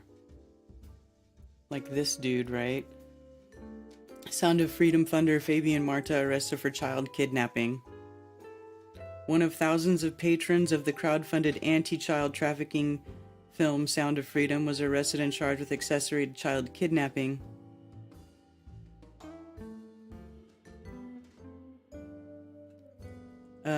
And this isn't the only thing. There's a bunch of videos exposing like all of the ties and stuff to a bunch of bad people, you know, the people behind the producing of that movie, you know. And then they go in, this one doesn't, nobody talks about this one. This one gets pulled off of Amazon. You know, it didn't have to have any special crowdfunding for it. There was no big, you know, there just wasn't, they didn't have, well, you know, they spent their money making the film. They didn't have a big advertising budget. I feel like that Sound of Freedom movie has like some crazy, they have some like crazy advertising budget. They've got that big actor, you know, it's just sussy, dude. It's really sussy. They hid that movie and took the idea to spin it how they wanted with this new one. Yeah, exactly, Billingtano. That's what I'm thinking.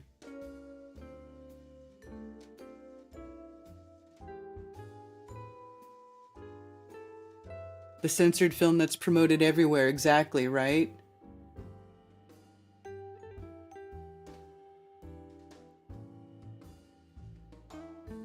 No, it wasn't in every movie theater, but they had people like buying tickets, and it's all pay it forward, and then people were buying tickets to give for people to go, and supposedly you could go and apply and like for a ticket that somebody else paid for to go watch the movie.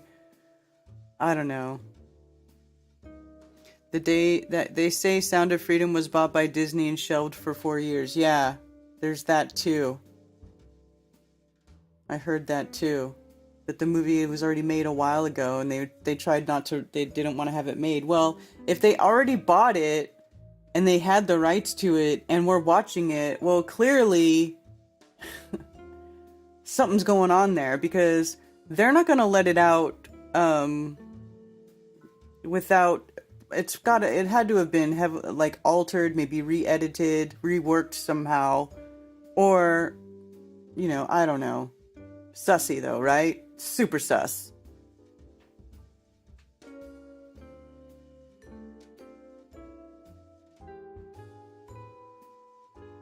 They gotta co-opt every truth or movement.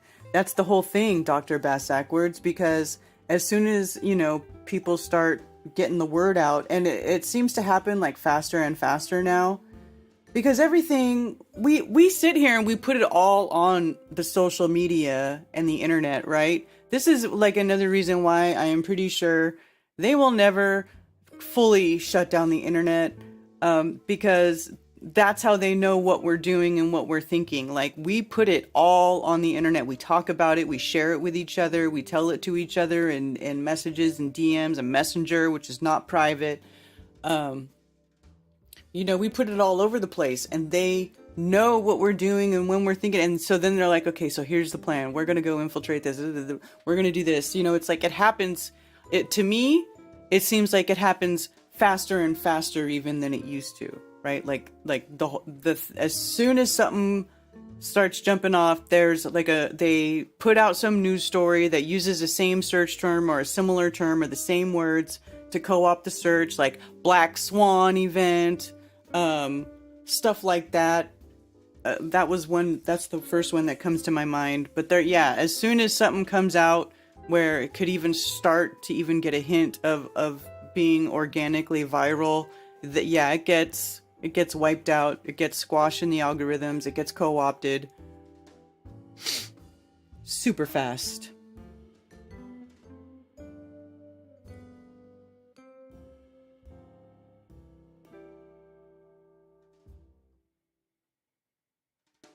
Yeah, what about all the arses from the Epstein's Black Book? Exactly. See, that's another thing I was looking at too. Like, so I was looking at this. This is the Ghislaine, however you say that fucking cunt's name, Maxwell 2016 deposition. Because I was watching a video where somebody was like, read the deposition. They ask her about, you know, what about so-and-so? What about those girls or whatever? And she calls them trash. They're nothing. And but I had just started reading it. I guess got to the very beginning.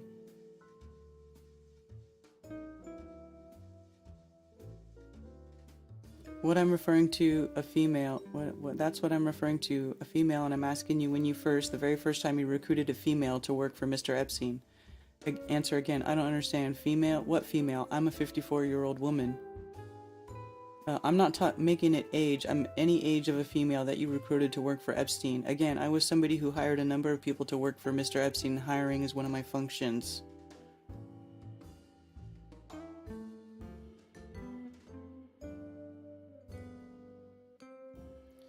So anyway, apparently, let's see. Let's see if she says, if the word trash is in here. Nope.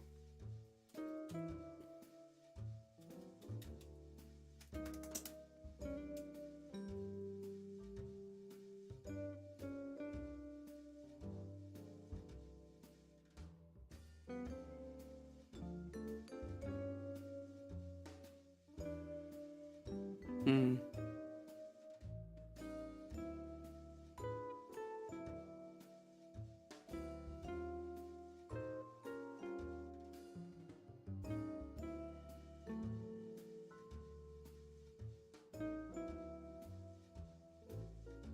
List all of the girls you met and brought to Jeffrey Epstein's home for the purposes of employment that were under the age of 18. I've already characterized my job was to find people adults. Da da da da da.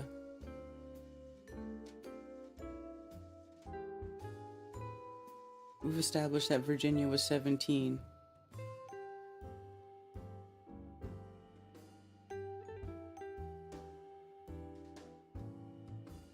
Anyway, I haven't read all of it. And this is probably not the only one. I'm sure she has a bunch of them. But yeah, where are all these people who were on Epstein's Black Book? You know, the people who flew on the Lolita Express, fucking Bill Gates, you know, people who were there multiple times. I mean, these people are pieces of shit. We all know what you are. The only thing that sucks is that they're too rich, too powerful. How do we punish these people for all their evil shit? You know, it's like, that's the problem, is that it's like, it's beyond the reach for most of us to actually like stop it.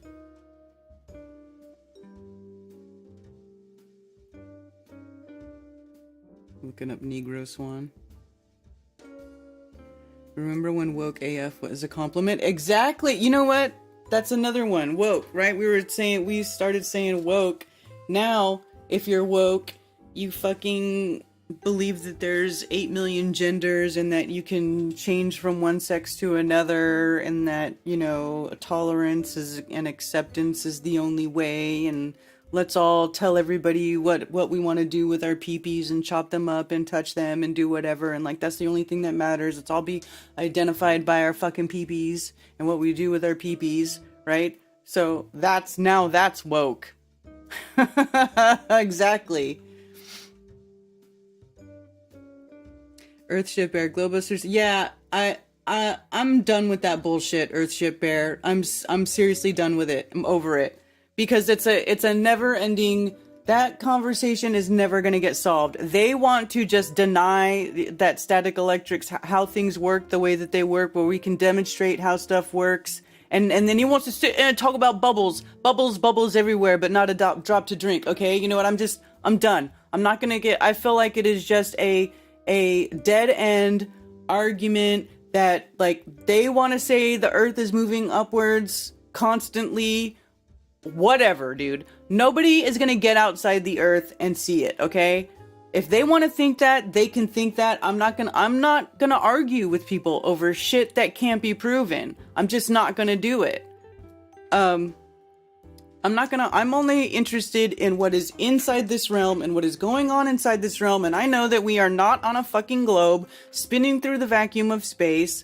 I'm happy with ending it there. We can figure out, and you know, and I like to think about and talk about how things could work in this realm the way that it does, but I'm not gonna argue with a bunch of people about Earth moving upwards or acceleration. I'm just not gonna do it, because I don't think that that's what's happening. I am satisfied with what I have seen and the physics that I have looked at and the tests that I have looked at to say we're not moving. I'm okay with that. If other people want to say that we are moving, fine. You know, somebody was saying, and I said, so what's that supposedly to prove that the earth is accelerating upwards, it destroys the globe? Honey, the globe done been destroyed. Okay? It has been destroyed because there is no curvature. We all can see way too far. There are plenty of other things that we can talk about that completely destroy the globe model, and we do not have to discuss upward movement. It just, once, you know, the whole thing, like, I got Globebusters Tech to do that show so that we could address it, because people keep emailing me and making comments. And so, you know, I'm like, okay, well, let's just do a show. Let's just address it. Okay, then after watching the response and seeing the comments, complete waste of fucking time to continue. Complete waste of time. Complete waste of time. Prove me wrong. I'm done with it. I don't care. I don't care if Dell live streams about the Earth moving upwards and talking shit about all of us for 24/7 for the rest of his life. I don't care. I'm done. I'm not wasting my time. There's just no point. I got more important things to do, like plan my event. You know? I got more important things to do. I just don't like arguing about pointless shit. You know, if they want to, okay, fine. Earth's moving up. Great. Pushes everything down. Great. Now what? This is so dumb. I'm sorry. Waste of time. And see, that's like the thing, like, you know, some people, I don't know if it's just because they don't, you know, maybe I don't know what the deal is, but for the whole inter-arguing thing, like to go back and forth with other flat earthers and argue about shit, it's backwards motion. It's one step, you know, 3 steps forward, or one step forward and 2 steps back, right? Is what it is to me. If they want to go explore that, let them go explore that and discuss it, and great. Walk through that idea. Just keep going there. Leave me out of it. This is the same thing as like the people who think everything is a fucking giant tree, okay?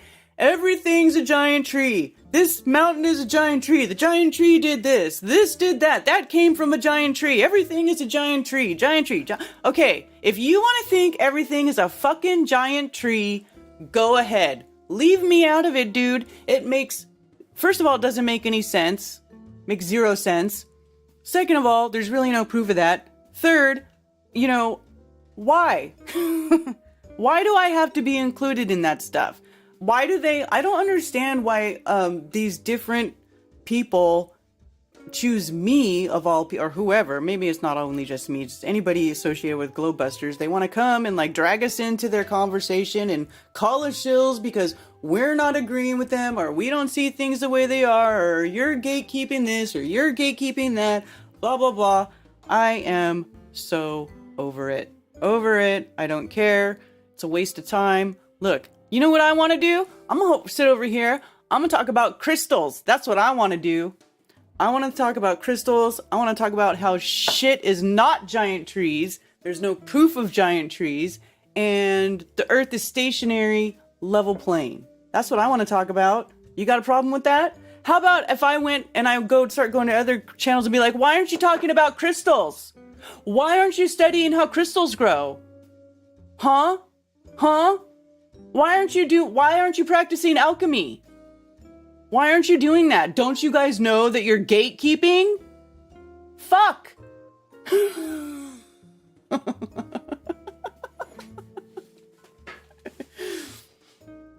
I'm sorry. I'm just, like, it's so dumb. You know, I don't care what other people want to think about or talk about or make videos about. Just leave me out of it, dude. I got my own way of looking at things. Everybody's got their own way of looking at things, and everybody is free to go watch who they want to watch, or follow who they want to follow, or think whatever they want to think. That's your prerogative, dude. Have fun. Do it. But I do things the way I want to do them here and on my channel. And I ain't got no interest in arguing with people about Earth moving up, because I don't think Earth is moving up.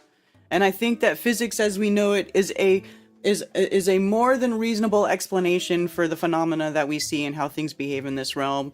And so I want to go deeper into that. Okay. I need to learn more about electricity, because I've done a lot of studying about magnetism, but I really want to know more about electricity and how that works, and how the two are related, and crystals especially, because crystals can be magnetic.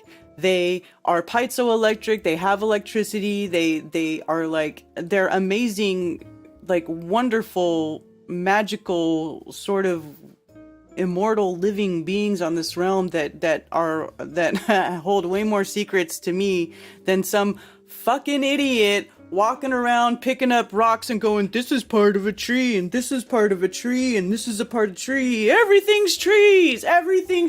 Like, I'm sorry, it just doesn't, it's stupid to me. And now you've made me rant again.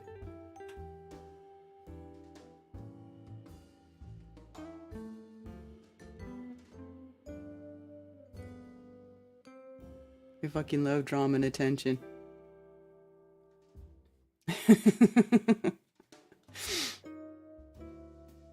Ghislaine is the correct pronunciation for sure. Ghislaine, yeah. There's no upward movement, just a handful of charts. Yeah. Yeah, dude, I'm over it, man. And I really don't want to argue. Like, I'm open for discussion, but God, the things that people were saying in the chat, I'm just like, wow. Go outside more, people. Go outside more. 7 years later, and now the upward retardation movement. Right? Remember when everybody talked shit about the Flat Earth Society because that was what they said gravity was? Well, apparently they changed it. And so now, because the Flat Earth Society changed it and now they don't claim that anymore, now they're saying it. Now I don't know. Supposedly they don't say that. I don't know. This is what they were saying. So now, because they changed it and say the Earth is stationary, now it has to be moving up. It's like they have to be on the opposite spectrum of the Flat Earth Society no matter what? Is that what's going on?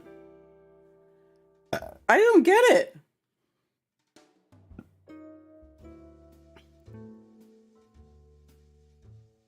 The bricks were cut from molten trees, Karen. What part don't you understand, right? Properties go hand in hand with crystallization naturally. Damn straight, Brian. We're gonna party. That's right.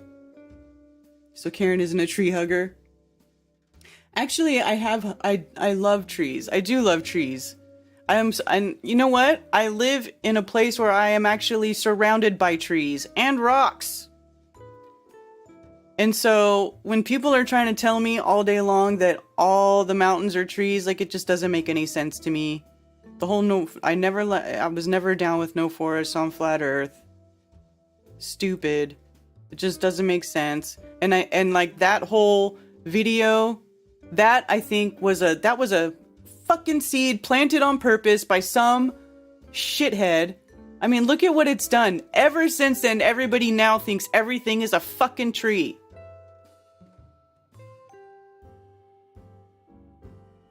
Yeah, supposedly. Let's see. Actually, let's try to find out. Let me see. I'm gonna go see if they did.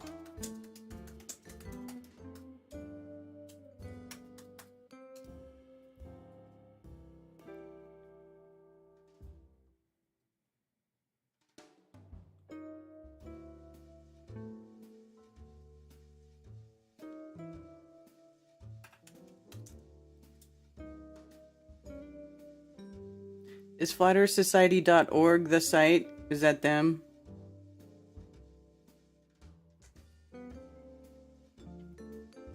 Well, there's a couple. Theflatearthsociety.org. Let's see.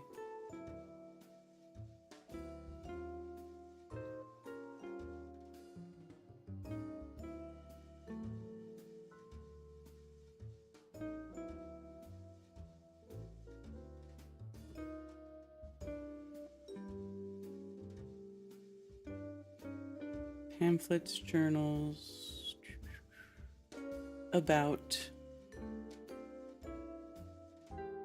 Are you serious? Yes. Are you controlled opposition? No. Come Come on, brother. All right. Is the flat earth connected to any religion? While almost every religion shares a common worldview, the dome-shaped earth, we have no official connection with an established religions. However, it would be impossible to deny the strong historical ties of Christianity by past presidents of the society. What are some of the evidence you have? Blah, blah, blah. Surfaces of bodies of water has been shown to be level. If the earth was a globe, this would not be the case. No visible curvature to the horizon from airplanes. What about it? What about pictures from space? Astronauts?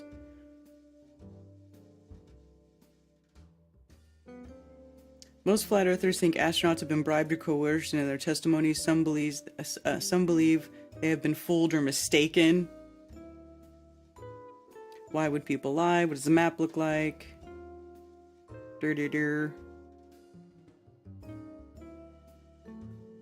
What about seasons? Day and night, curvature. What is gravity? As a theory is false. Objects simply fall. In the flat earth community, there are several theories as to why this happens. Some attempt to explain this with the use of mechanics like electromagnetism, density, or pressure. Others make use of traditional mathematics such as the infinite plane model, and others a new look at the problem such as the non-Euclidean model. What is certain is sphere-Earth gravity is non-tenable in any way, shape, or form. Is Earth accelerating upwards? Here we go. No, this is a popular theory among some small groups to explain gravity, but it is problematic at best. The Earth is stationary. We are not whizzing about in space at 67,000 miles per hour speeds accelerating towards the speed of light. Doesn't gravity pull things into a sphere? Actually, it can shown, okay, typo, that an infinite plane would be a more stable form of gravity to pull things into. As mentioned above, though, sphere-Earth gravity is a lie. Many will attempt to say raindrops form spheres due to gravity. Of course, this is ridiculous. Blah, blah, blah, blah. Is there an edge to the Earth? So, yeah, they're saying no. Now it says no, that Earth is not accelerating upwards, but, and they're pushing this infinite plane shit. I'm sorry, but I don't think it's infinite either, because, you know, well, you'd never prove that anything's infinite, and infinite physical things I don't think can be infinite. Physical things have limitations, if you ask me. That's just my opinion. But, I mean, I don't know that it could even ever be proven to be infinite.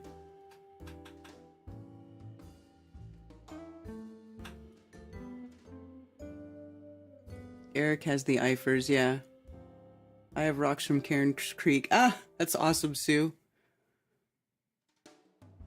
FE Society is stationary Earth. Well, I think the Earth is stationary too.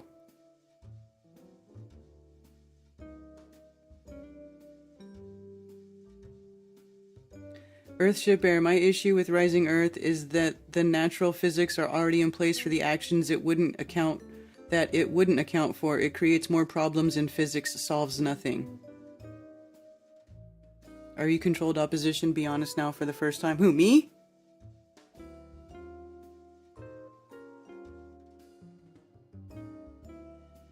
What about ridiculous assholes and sheds? If we were moving up, all clouds would be on the ground, constantly fog. Yeah, that's right. What about clouds? Oofta, non-Euclidean, nobody ever figuring it out now.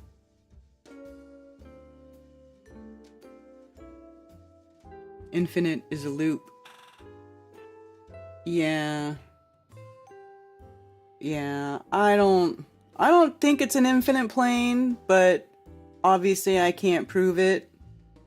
Can't prove it, but... So, is there an edge to Flat Earth? Flat Earth Society, Flat Earth, believe there is no... Flat Earth Society, along with previous notable flattists such as Samuel Shenton and S. Robotham, believe there is no end to the Earth and that it continues indefinitely. Whoa! I don't think that Robotham said that. Robotham didn't say that. The only edge to Earth is the one you are standing on. Some math describing this can be found in our blog article, The Mathematics of an Okay.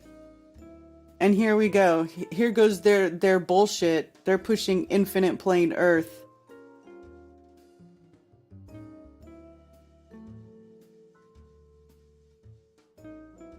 The mathematics of an infinite Earth?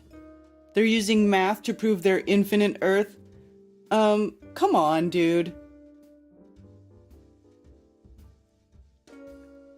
Today we'll be talking about how to use Gauss's law to show that an infinite plane would have a finite gravitational pull. Now, if you were to ask somebody how much gravitational pull a finite amount of mass would exert, the common sense answer would be infinite. However, upon inspection, we can see that certain configurations of mass would actually yield finite gravitational pulls.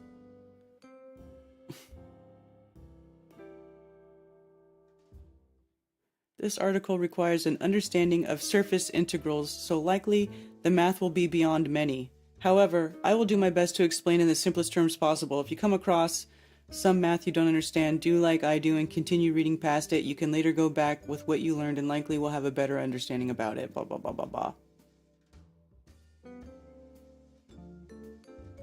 I don't even want to keep reading this drivel. Because math does not define reality, you fucking tards. Like, why would you even try to do this? That's stupid. That's gonna make people look stupid right here. Because then you're just gonna have a battle of mathsises, right? Well, the globe earth mathsises says this and it all works out. Oh, well, the infinite plane mathsises says this and it all works out. Come on, dude. What is the dome? The area where we live on the flat earth is encased within a dome or firmament. In some texts it is referred to as the vault of heaven, found in a very surprising amount of blah, blah. So how do they explain the infinite plane and then say there's a dome? They were little holes poked in the height of it. As a scientific explanation, it serves very well. It was after all only with Copernicus that we started to question the idea of the firmament. By then we already knew quite a bit about calculating and predicting the movement of the heavens. So, how do you have a dome and it be an infinite plane? So, do they think that the dome is... How does that work? It's contradictory!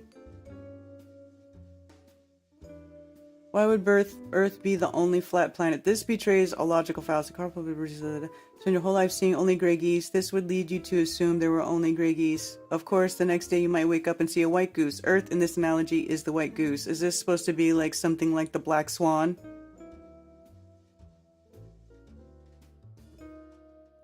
That's stupid.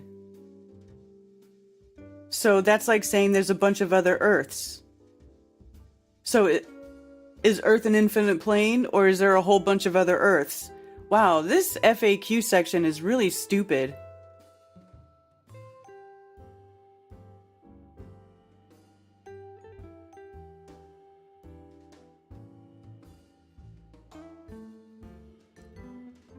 Infinite is a mathematical term. I thought we have a pressurized system. That's what I'm saying. I don't get it. Could ball Earth be easily debunked using a globe as a model?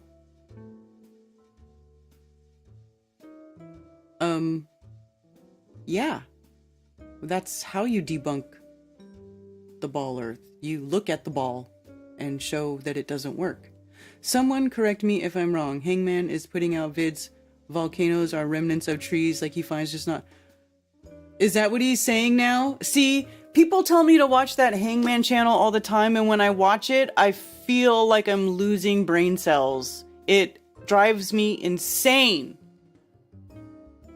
It's unwatchable to me. I don't understand how you people watch it. For real. And it's like, dirt, dirt, dirt, dirt, dirt, dirt, dirt, look what I found. It's a piece of wood. And it's like not even a piece of wood. It's a piece of muscovite or mica or something that's completely reflective. It's not anything close to being petrified wood. The dirt, dirt. Oh, look at this. It's sap. And it's quartz. I mean, quartz is not sap. I can't with that shit. And people go, oh, you just don't watch it enough. No, I don't watch it because it's stupid shit. Why would I watch that stupid shit?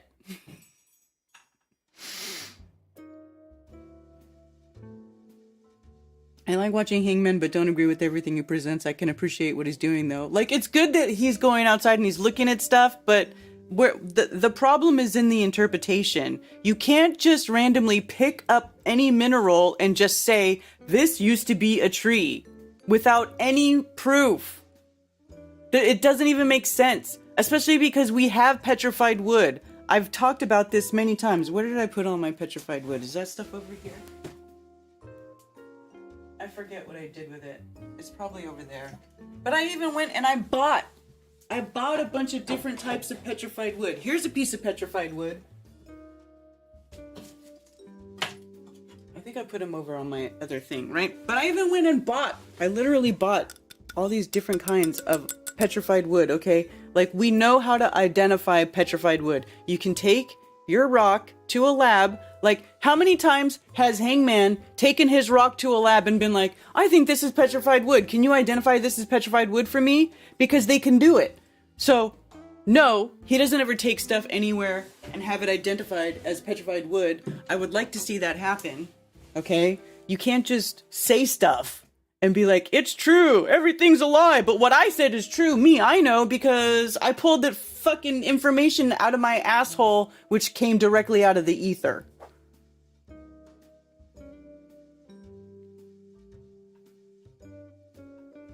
People that say volcanoes are not real are the same as well, right?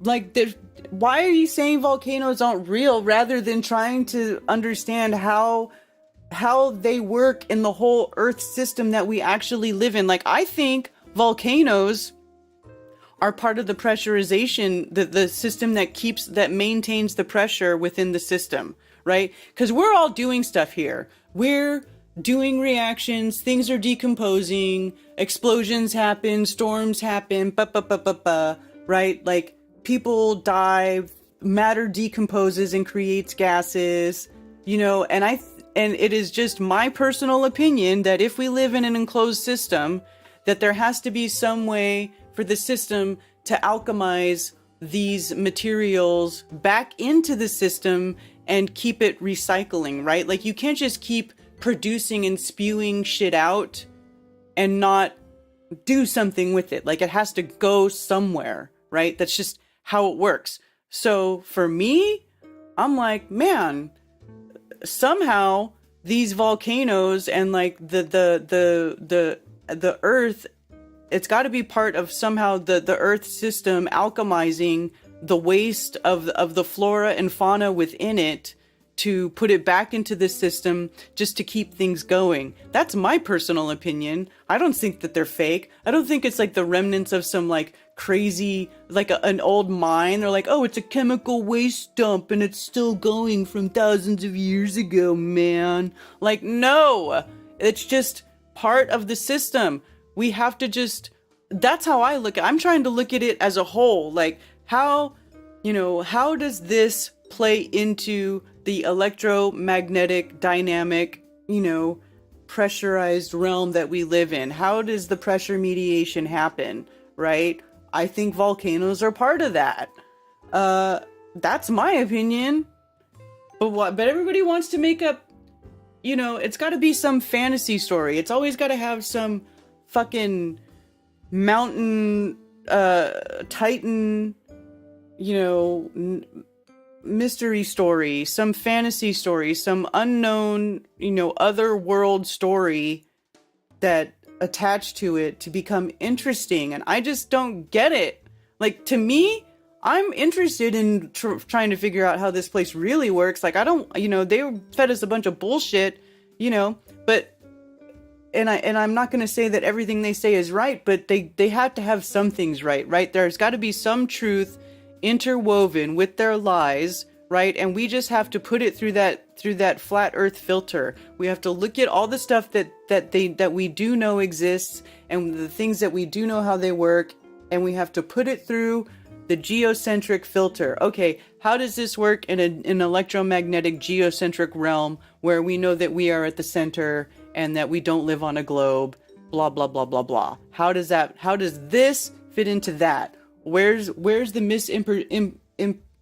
misinterpretation of the data occurring, right? Because we have all these people who are out in the world collecting data, being scientists, observing geology, whatever, things that happen in the earth, natural phenomena, right? And then they're collecting all this data, but they're not putting it through the geocentric filter because they still think they live on a ball, because they haven't bothered to even try to question that. Because why, right? Most of us didn't until very recently. I never asked in 30 something freaking years, 38 years, I forget how old I was, but I was in my late 30s when I first came across it and even bothered to ask that question, because I just accepted that we lived on a globe, right? So what we have to do is take this information and put it through the filter. Where's the important, where's the misinterpretation happening of the data? And then how do we apply that to what we know now and to how we're learning how things work here?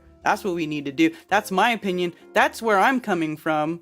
I don't have to have some cool fucking tree, AI generated tree artwork on my thumbnail with big giant letters that says, giant trees are magic and made everything you know about hidden, whatever. I don't have to do that. I don't need the clickbait, because that's not what I'm interested in. I'm interested in truly learning how this place works and what goes on here. Oh, Remington needs to go out. Hold on one sec, y'all. I will be right back.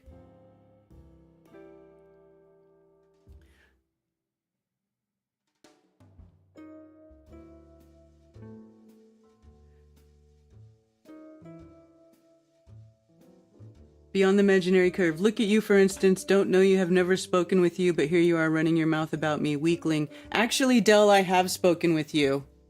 I even been on your show many, many years ago. Oh, thank you, Brian. Please take him out. And I'm not a weakling. I ain't fucking weak, that's for sure. I just don't feel like wasting my time with remedial shit. It's remedial. I'm sorry. I mean, we went through this already years ago. We are past this, and I don't really feel like going back and arguing about it. I'm already looking at things from a different point of view beyond that whole argument, and that's where I'm at. And I don't feel like going back. I have no obligation to go back to it. I have no obligation. And I never said anything bad about you, by the way. That was chat saying bad. I had never said anything bad. I'm just saying, I'm not going to waste my time on it.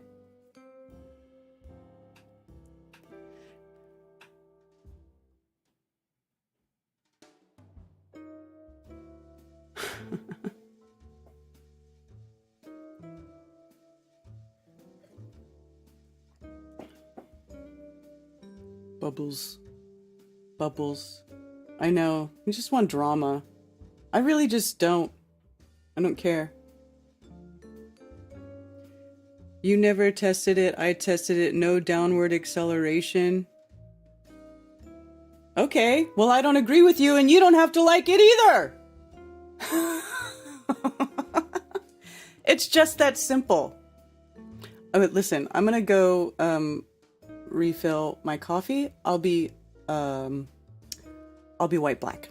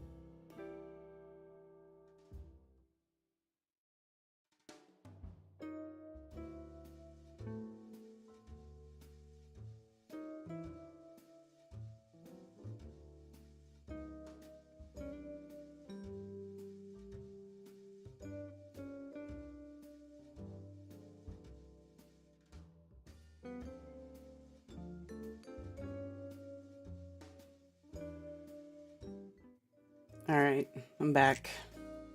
What's been happening?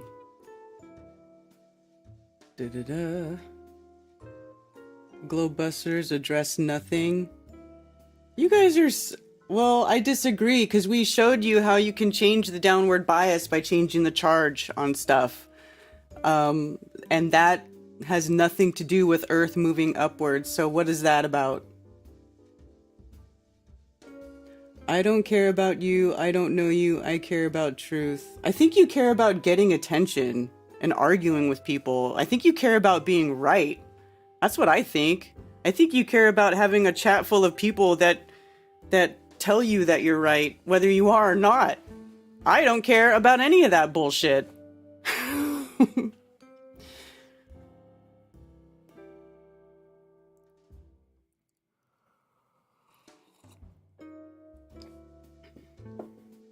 All of us. It's sad. Not one of you came and spoke with me, but you all want to pipe in and mention me and misrepresent me. Dude, I just don't care. What about clouds?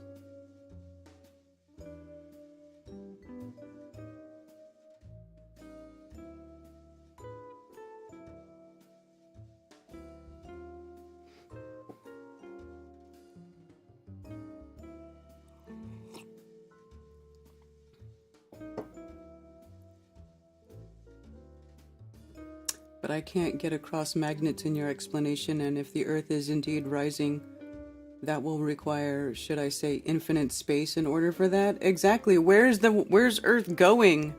Where's it going? Is it just going on forever and ever and ever in infinite space? It just goes up, up, up, up, up on a giant, infinite, ever, never-ending elevator? What's moving the Earth up? If you want to talk about all motion needs, any motion needs something to move it, what's moving the Earth? What's moving the Earth upwards? Constantly. With no acceleration. What is it?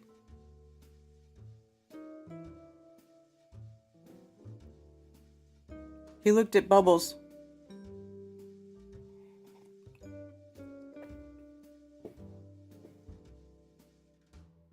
No, it's just stationary, hovering in infinity. I don't think it's hovering in infinity. So, are we just going to get in an argument about what's outside the Earth that none of us can get outside of? Is that what's happening? Because that's why I think it's a waste of time. So we're arguing about what's outside of the realm that none of us can get outside of. Do you get that? Do you get that that's what that is? Because that is like, that should be like the definition of pointless. Absolutely pointless conversation. Like, if you guys want to think that you're moving upwards, go ahead.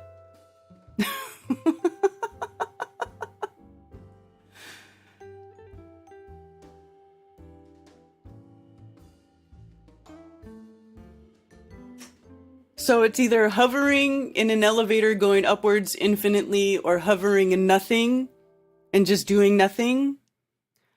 I just feel like this is a stupid argument. It's really stupid.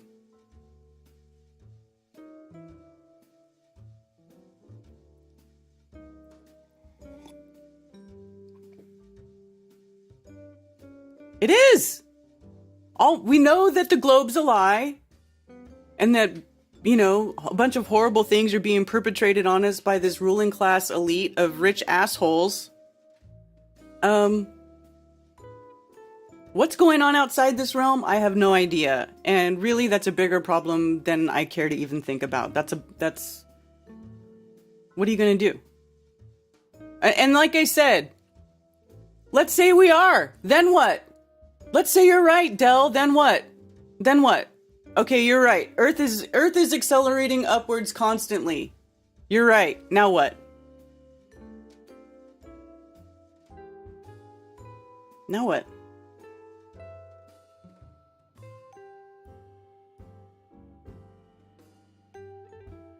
I feel this may be worth hashing out. I have unanswered questions about true equilibrium.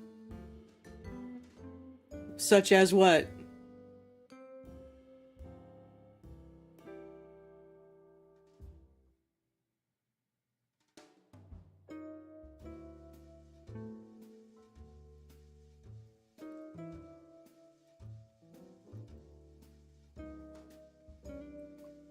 I mean, it seems pretty obvious because you go up higher, high up in the atmosphere, and the pressure drops, right? You get a reduction in pressure.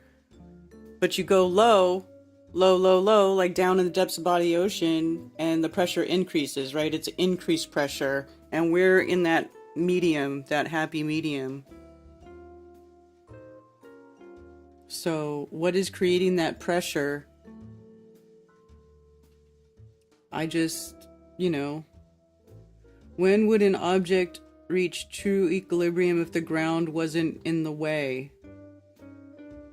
Well, see, I don't know. You're gonna have to go somewhere where there's no ground. How would you ever... I mean, where are you if you're a place where there's no ground in the way? You know what happens? Here, check it out. When there's no ground in the way, this is what happens. Nobody knows where that slit goes, but it's deep. Holy crap. You don't even hear it hit the bottom. You don't even hear it hit the bottom. Who knows, man?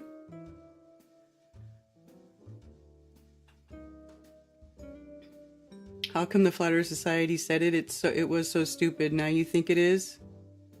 I mean, I wonder too, but then are you inside of a realm if there's no ground in the way? If something just, I mean, then are you,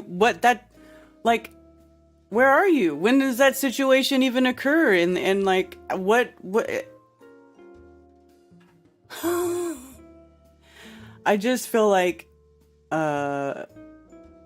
we're just going too far back. Now we are going somewhere upwards, up and away. Sure. When does the rock stop falling?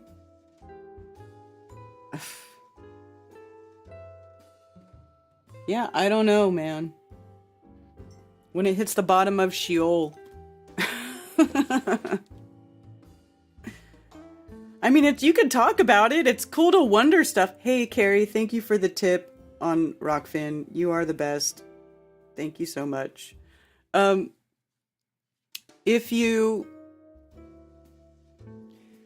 It's cool to wonder about things, but I don't think it's worth arguing about, is my whole thing. Like, to go and make videos about people and say that they're stupid or they're gatekeepers, like you guys, that whole crew calling us gatekeepers and all that bullshit because we don't think that there's any validity to their claim that the earth is moving upwards. Like, that's just dumb. Like, why would we even argue about that? Who cares? We're not going, oh, look at you guys. Look at these shills, these infiltrators in the movement. They've been sleeping. Long troll. Now they're trying to say we're moving upwards like Einstein. You guys are claiming that Einstein's right. So what else is Einstein? Now, you think Einstein's right about theory of relativity too? Huh? Isn't the earth moving upwards? Isn't that Einstein's proposal? That's his idea, right? I mean, come on. Nobody's going and calling you guys names for that shit. And then you guys want to come around and turn and point fingers at us. It's stupid. What could it tell us?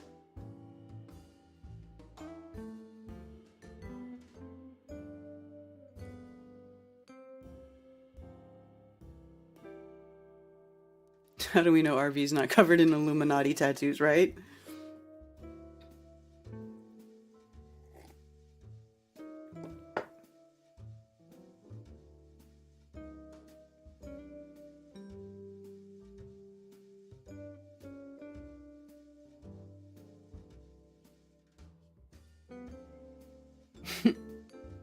Yeah.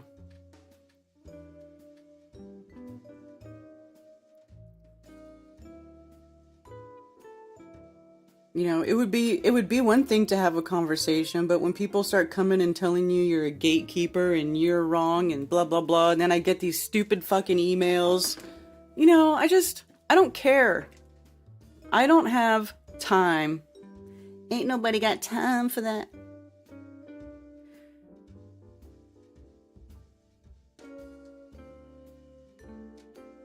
But do we feel motion? So what's moving? Are the stars moving with us? the sun and the moon are moving up too. Everything's moving up. All the stars are moving up. I mean, look. So to say that, we're using the Flat Earth Society stuff, clearly not. I mean, they're making straight up claims here that most people, that we sit here and arguing about, like the Earth accelerating upwards, or whether the Earth is infinite or not. And they've got contradictory stuff on here, saying there's a dome, but then there's an infinite plane. That is contradictory. So clearly, Flat Earth Society, this is the wrong answer. Wrong answer.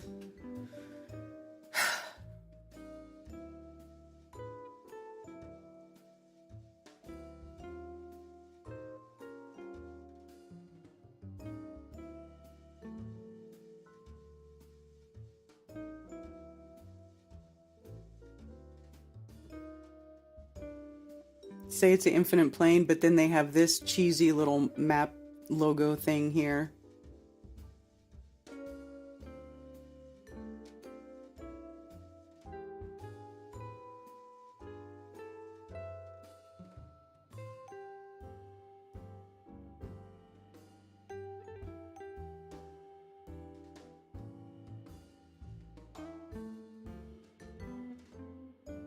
Universal acceleration. Universal acceleration is a theory of gravity within the flat Earth model. The traditional theory of gravity,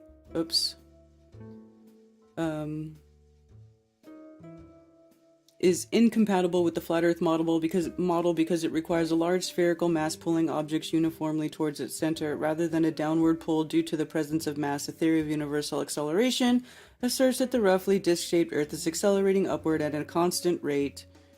See, and this is even a contradiction, accelerating at a constant rate. This produces the effect commonly referred to as gravity. There are two universal acceleration models. First model deals with the universal accelerator, which sits underneath the Earth and accelerates anything it touches. Second model deals with dark energy, which accelerates all celestial bodies, including the Earth and the universe. Modern astrophysics accounts that the expansion of the universe is due to dark energy. According to the special theory of relativity, Earth can accelerate forever without reaching or passing the speed of light. Relative to an observer on Earth, the Earth's acceleration will always be 1g.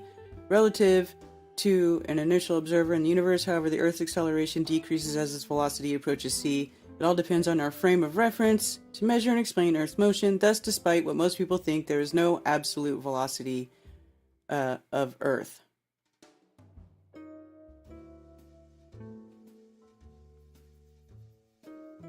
Terminal velocity. In the round Earth model, terminal velocity happens when the acceleration due to gravity is equal to the acceleration due to drag. In the flat Earth model, however, there are no balanced forces.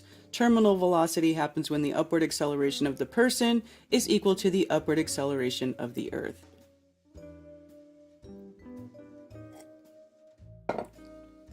Seriously.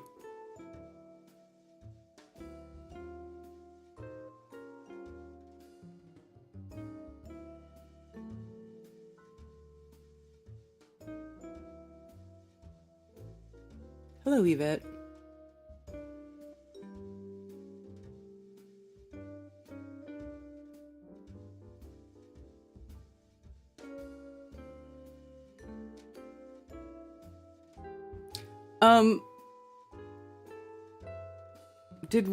Have we not already gone over this? But there's no downward acceleration. There's a downward vector.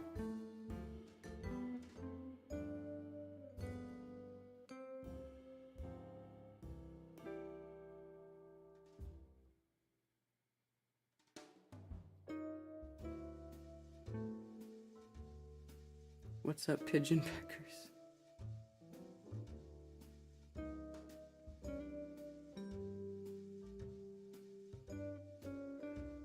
Ugh.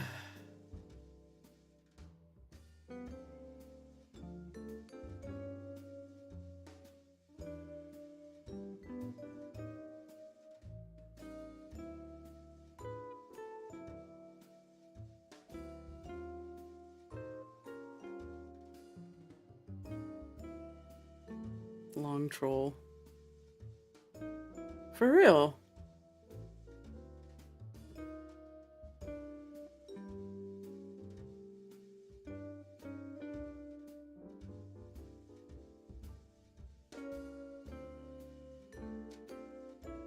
They call cause and effect the same thing. Cheers, Yvette. Thank you.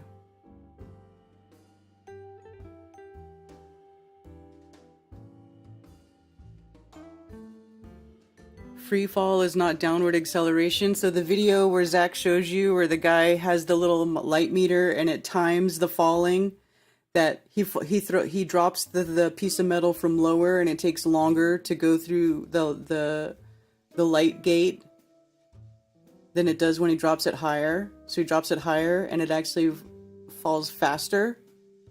So no downward acceleration. So there's no acceleration when you drop. So the whole terminal velocity thing is not true. See, that just doesn't make any sense. I feel like you guys just deny reality.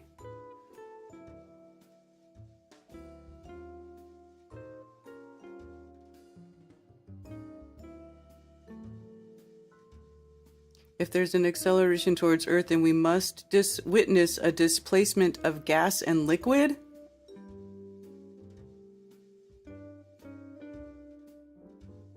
No.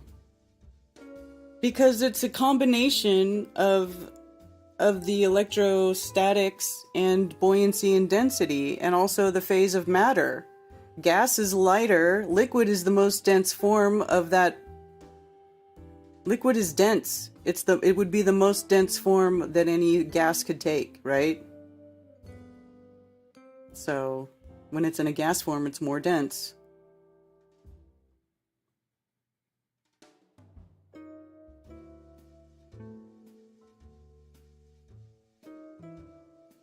That's what I'm saying, MFT. If there was no downward acceleration, then wouldn't objects enter terminal velocity as soon as you let them go on upward Earth? That's what I'm saying. Like, if it was all because the Earth was moving upward at the same rate, then as soon as you let something go, it should be like at the same speed all the time, just hitting the Earth. But then you know what? They got to make up a story. Well, it gradually loses upward motion as you let go of it. And that's why, you know, so like you could just keep, this could be like a circular argument that just goes on and on and on and on and on and on and on.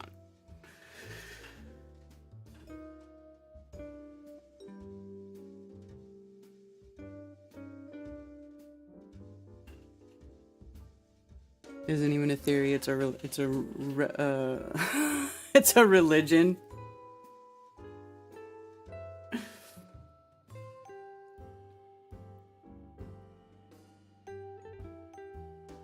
Even buoyancy and density works on the atomic weight, which is just the amount of static charge.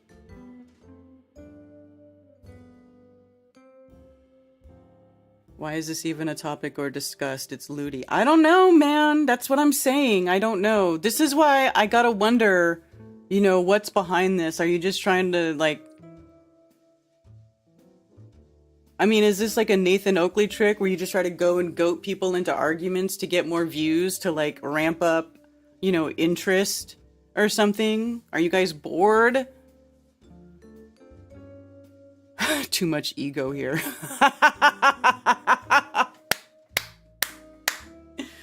Talk about projection. Projection. Projection.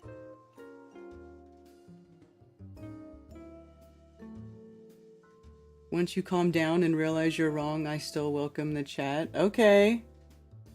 Except I'm calm. It is in a system. Del density and buoyancy still exist along with ionic bonding, etc. The EM framework just sets the vector. I don't make it up. It exists in reality. Well, this channel's not monetized either. This is my backup channel. My main channel's down right now. I hit it. I hit it.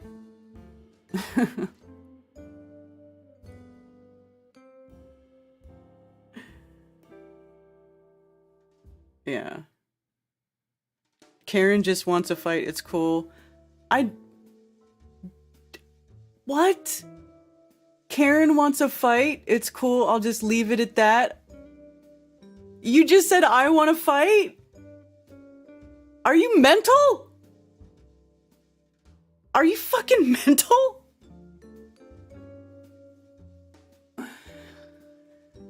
Do you guys see why I don't get involved in this shit? Like, I just don't. I can't.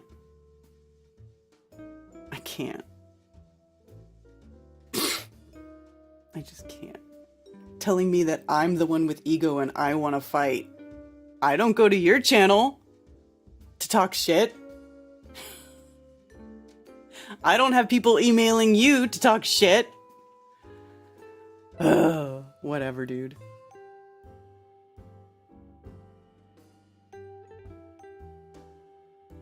Karen doesn't want to fight with you. I know.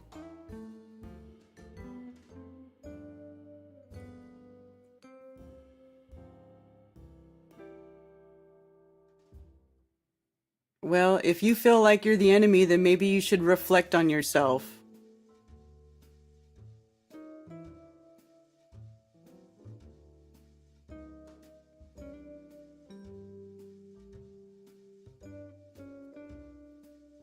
I know I don't, but your followers email me. Do my followers email you? No, because we don't give a shit.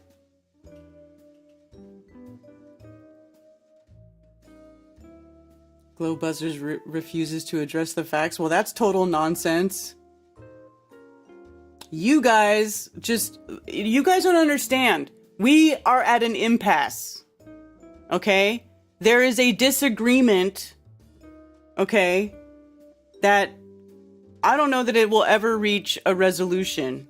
You know what I'm saying? But I'm not going to sit here and argue with people about it.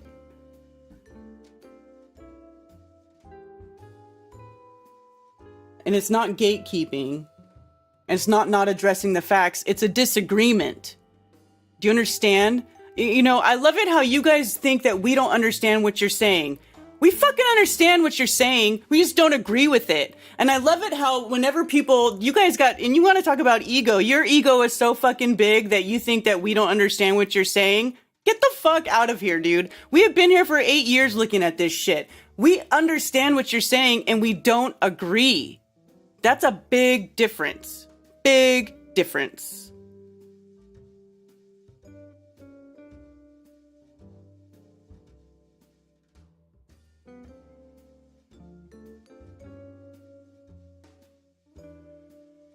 Next subject, please. Let's talk about crystals or something based observable reality. That's what I'm saying.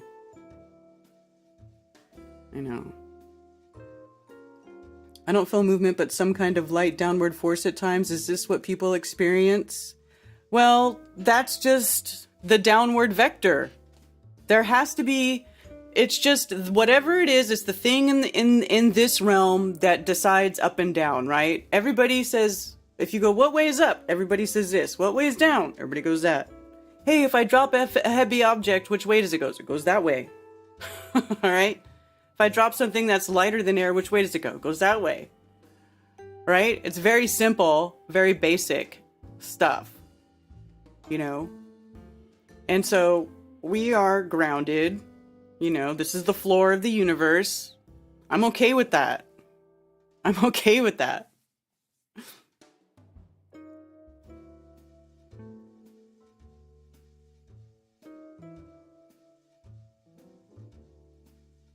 Yeah.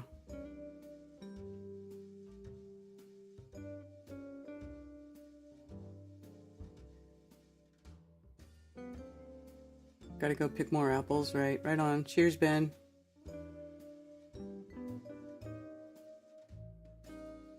You don't have facts, you have 3 different models and you can't agree on what the shape of the Earth is. I don't know what shape the Earth is, but I know that the plane we exist on is level and it doesn't seem to be moving. It, in fact, does feel stationary to me, and I'm okay with that.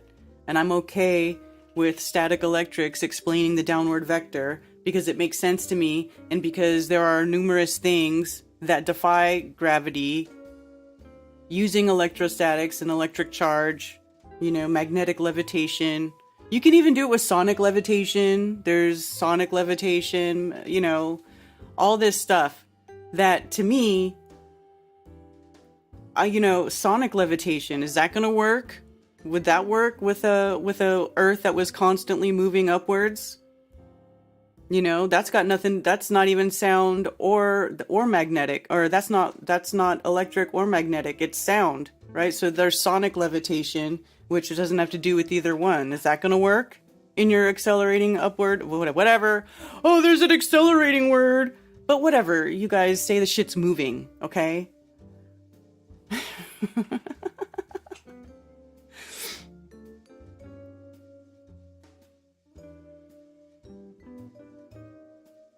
An observable downward vector leads to an upward retardation movement.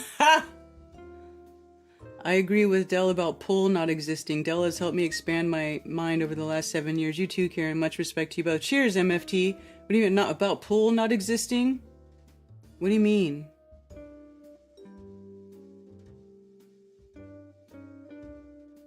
Not one human knows the shape of the earth, right? I don't know the shape of the earth. I'm not even gonna make any claims about what's going on outside this realm. All I know is that it's not moving. There's no proof that it's moving. I don't feel like it's moving. There's plenty of other things in physics to explain the phenomena that we observe as it is. And I'm okay with that at this point in time. It's the force, we all know deep down, right?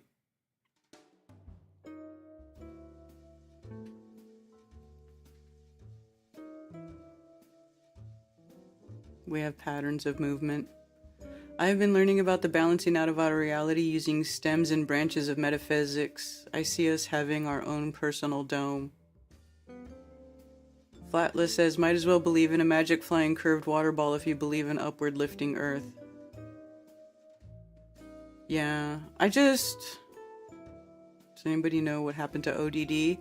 ODD, no, he's kind of gone offline for a while. He's been really quiet. I know that he was saying that he wanted to focus on producing music. So, I just assumed that that's what he's been doing, that he's been focusing on making music here recently, because that's what he said he was going to do. And he hasn't been putting out any videos, haven't really heard from him, so I think that's it. I think he's just working on music. I hope that he's working on music, and I hope he's doing well.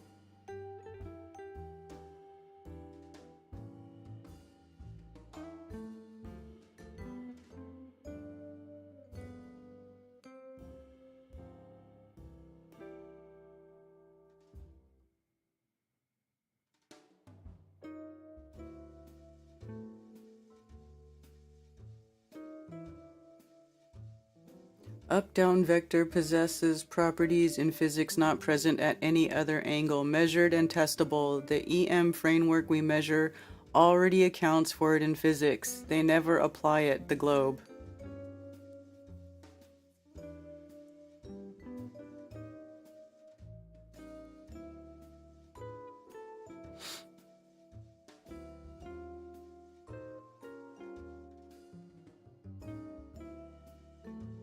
Right, the right-hand rule, right? The axis, the X, Y, and Z axis. Like, we all have this as a common understanding because there is a downward vector, you know? That's why we have elevation from sea level, because sea level is the bottom, and then you go up from there, up and down. I don't know why we have to complicate shit.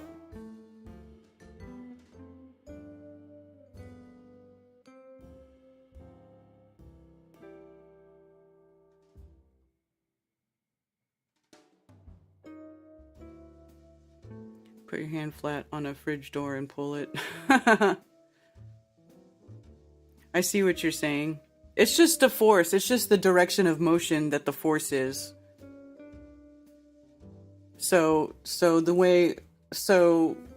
where you could say technically everything is a push, but a push and a pull, that makes sense. But it's just the direction of force from the source of the force, right? A push would be away and a pull would be toward. So push and pull just describes the direction that the work is going, right? Y'all are agreeing, I think. Yeah.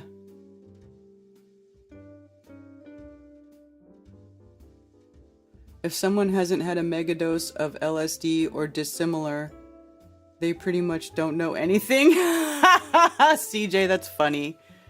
It's not a push or a pull as much as a right hand rule. No energy or work required to move in that direction. Density and buoyancy is stronger, but this sets direction of motion. That's what I'm saying, Cammy. I'm okay with that. I'm okay with that explanation, and it works in physics with what we know about how things work here, with flying planes and driving cars and lifting heavy objects, and you know?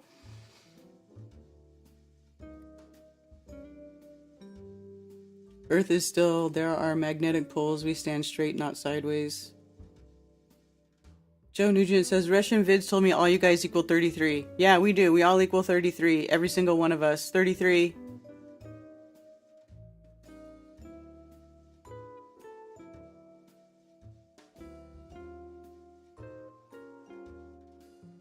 Yeah.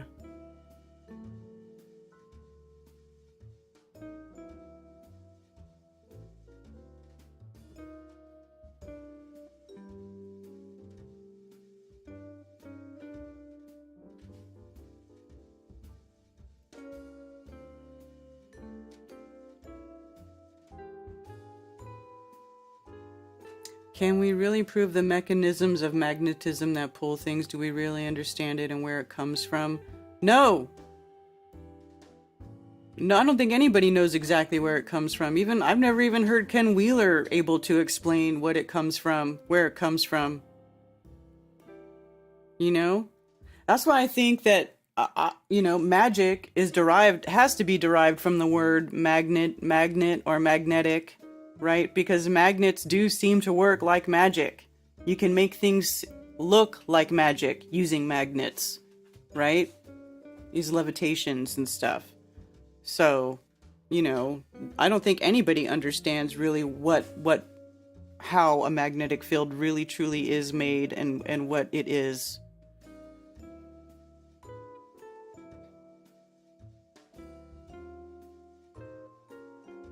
I know, I would love to be 33 again. Just saying. That's 13 years back for me. I'm an old lady. I'm 46 now. 2 sheets. Freaking hilarious. I took so much acid when I was in high school.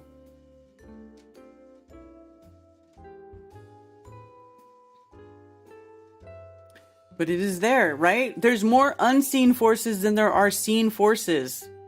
There's more unseen forces than there are seen forces.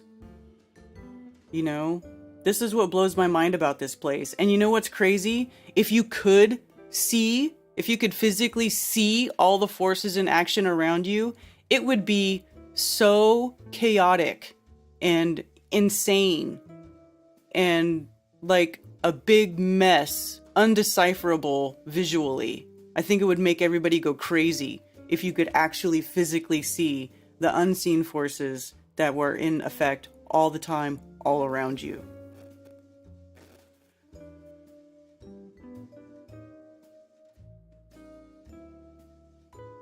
I certainly would do things a little different if I were 33. Hey, you know what, Gregory May? Me too. Me too.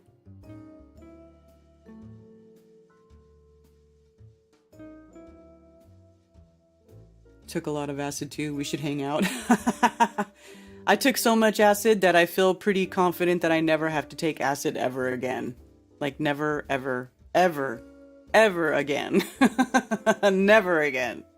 I do like mushrooms though. Once in a while. Like when I went to Amsterdam, I went and got they don't call them mushrooms, they call them truffles. But I did go get some magic truffles in Amsterdam. That was fun.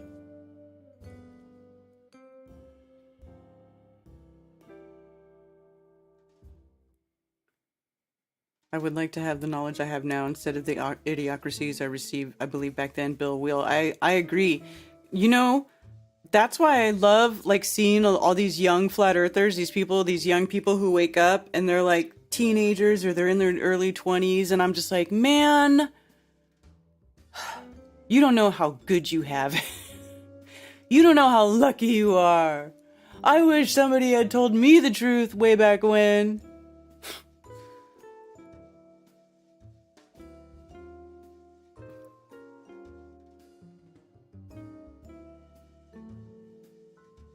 Yeah. Mushrooms nasty. Yeah, but I like them.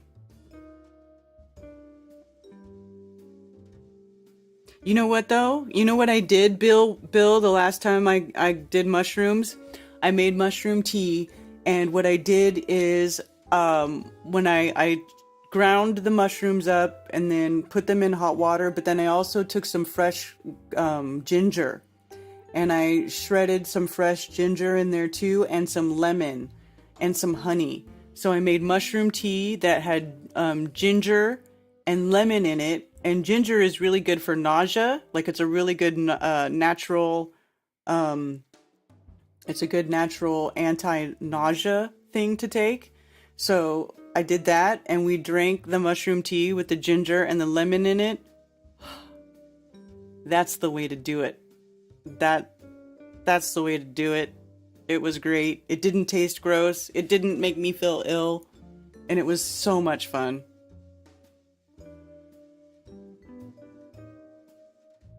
Sarah G, I'm legally insane. Is that what, because they used to tell you that if you took acid 7 times, you were legally insane? Yeah, I remember that. I don't believe that. That was probably just a rumor that they said to try to get people not to take acid. But girlfriend, if that is true, I am many, many times over. Many times over.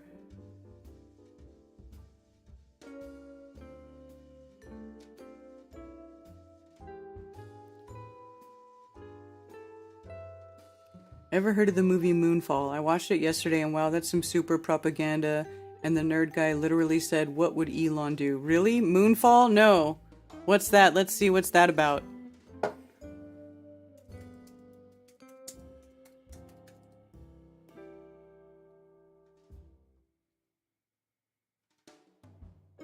This looks funny. Moonfall from 2022. Mysterious force knocks the moon from its orbit and sends it hurtling on a collision course towards Earth. Oh, that's funny. Is this the preview? If you're watching this, then you know by now a huge problem is heading our way. An emergency meeting is being called at our usual place immediately. 3 bagels. I've made a shocking discovery. I need you to get me in touch with NASA immediately. Well, NASA and I aren't really on speaking terms these days. Well, that'll change. When you tell them that the moon is out of orbit. There's no need to panic. I'm not crazy! Why are they lying about all this? It's too late to stop. You knew all this was happening before NASA. You're the unidentified source? Oh, yes. We're dealing with an intelligent entity. We're planning a mission to attack this thing. I'm asking you for your help. Say yes, Brian. I need you to be brave. God, the music! If the moon really is what you think it is, would these movies be half as successful without their crazy music? You have got a big gravity wave coming your way. You have to launch now. Did he say so loud? Wave? We're underwater, guys! That's crazy.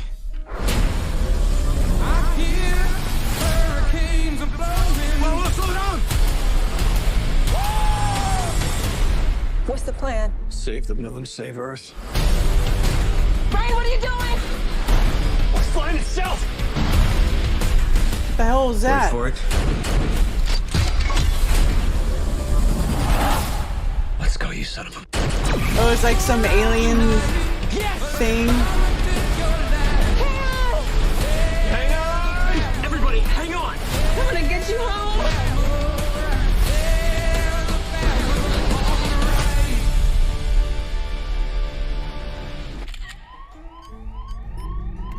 on airplane mode.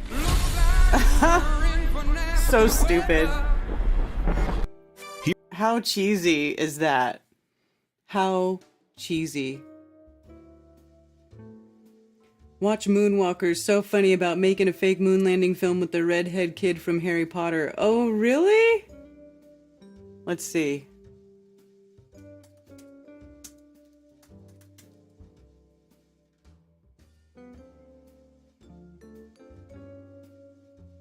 After failing to locate the legendary Stanley Kubrick, an unstable CIA agent must instead team up with the seedy rock band manager to develop the biggest con of all time, staging the moon landing. Huh!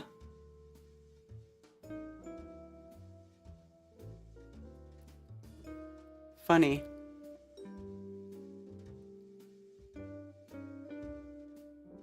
Yeah, it's out of orbit. You're all gonna die.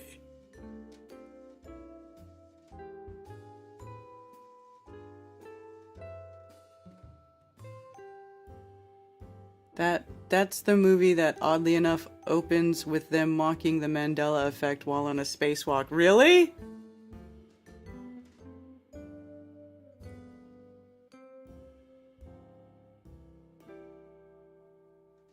I just vomited in my mouth a little.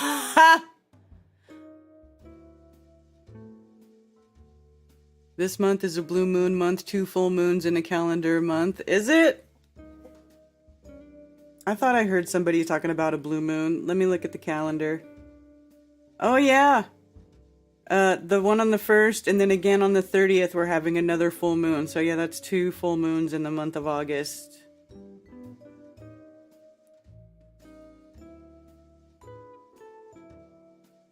Interesting.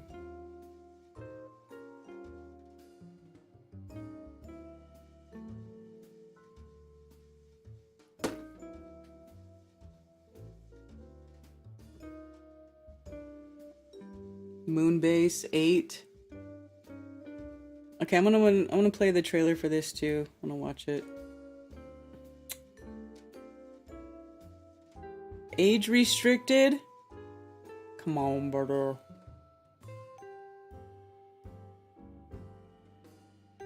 It's funny. Oh, it's rated R. Preview. We've been planning our 11th Apollo mission to the moon in 10 days' time. We still don't have a clue whether the thing's gonna make it or not. Do you know what happens if the Russians happen to make it to the moon first? We're gonna wind up looking like a bunch of dicks. So here's the plan. Meet with Kubrick. Convince her. You know, film a pretend moon landing.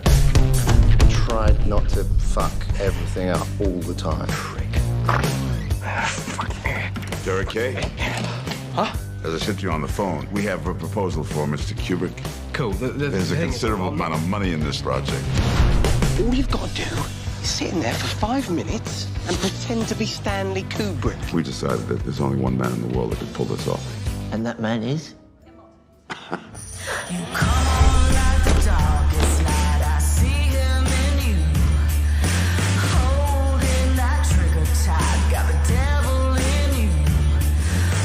Kubrick has made a rare visit to continental Europe.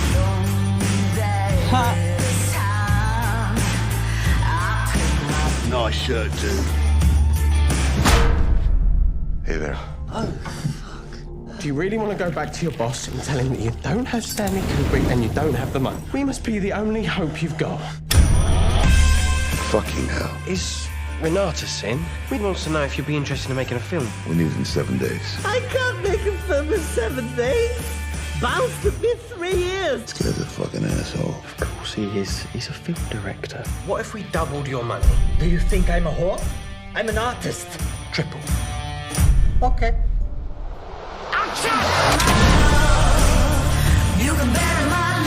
Witness a true story.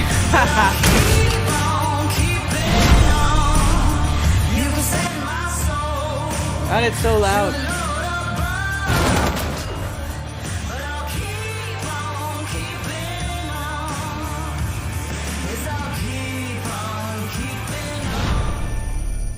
Acid is the best thing for headaches. I'm CIA trained.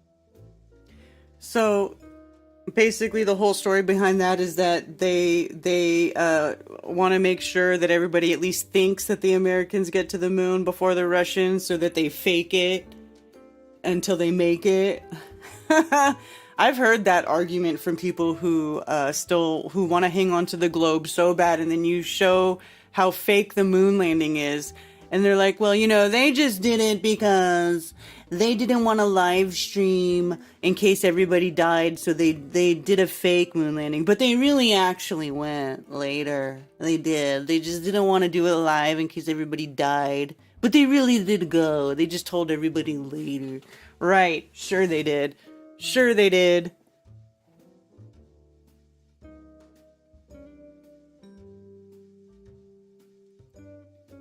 Owen B had a talk with Vivian Kubrick, Stanley's daughter, a couple of weeks ago. It was really good.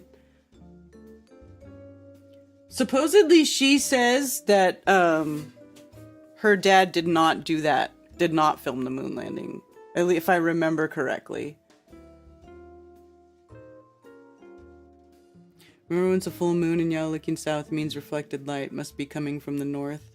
Yeah. Exactly. Because of secret moon landing.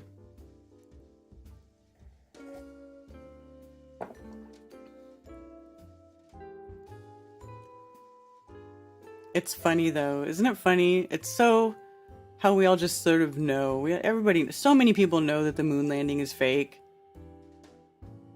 Even people who think the moon landing's fake still don't believe in the globe, which blows my mind. Like, you know, how do you... No. She said it would have been so shitty if he did. Yeah, see, she says that he didn't do that.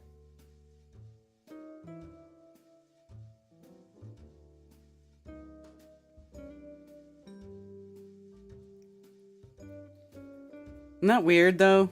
Yeah. I'm not even sure if Kubrick did it. I mean, it's kind of... The whole conspiracy about it is really interesting, and then the whole thing with, like, the Shining movie and all the hints in there, all of the symbolism, or that, like, really lines up perfectly next to the fake moon landing. It's kind of a trip. It's kind of a trip. Could be a ruse, but it is interesting. That's for sure. Death or a portal is the only way humans leave this world. I agree. I don't even think of a portal. Like, that would be cool. But I don't think anybody gets out alive. I think this physical realm requires a physical avatar to experience it for us. But of course, I could be wrong. I definitely could be wrong about that.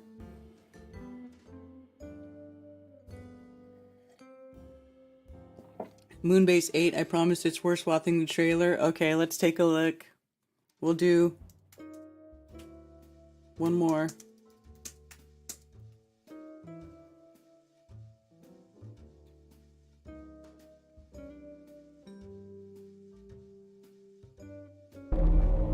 I just got a lot on the line here. I mean, I screwed up my whole life.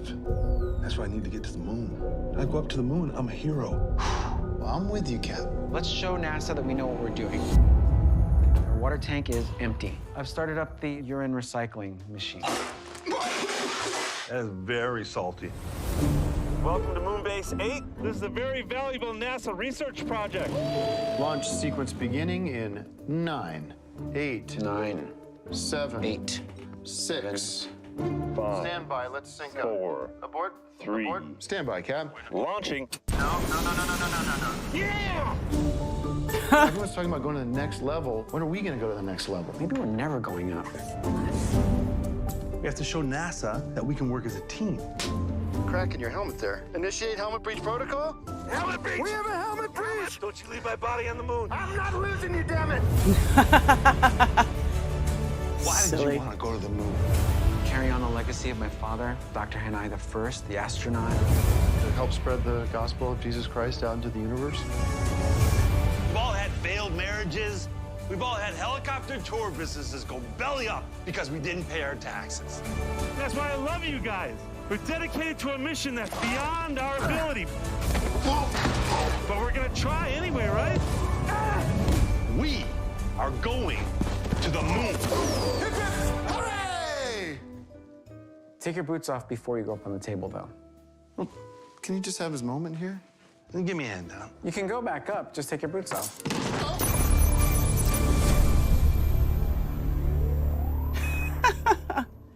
So ridiculous. It's a big joke now, right?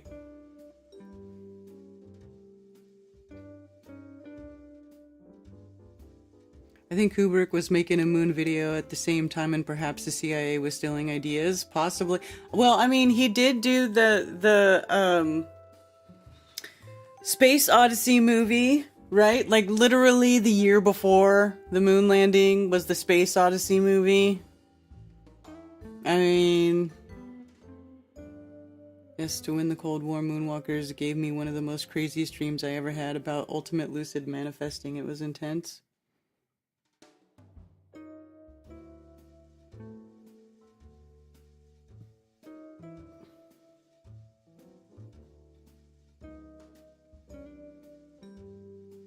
Yes.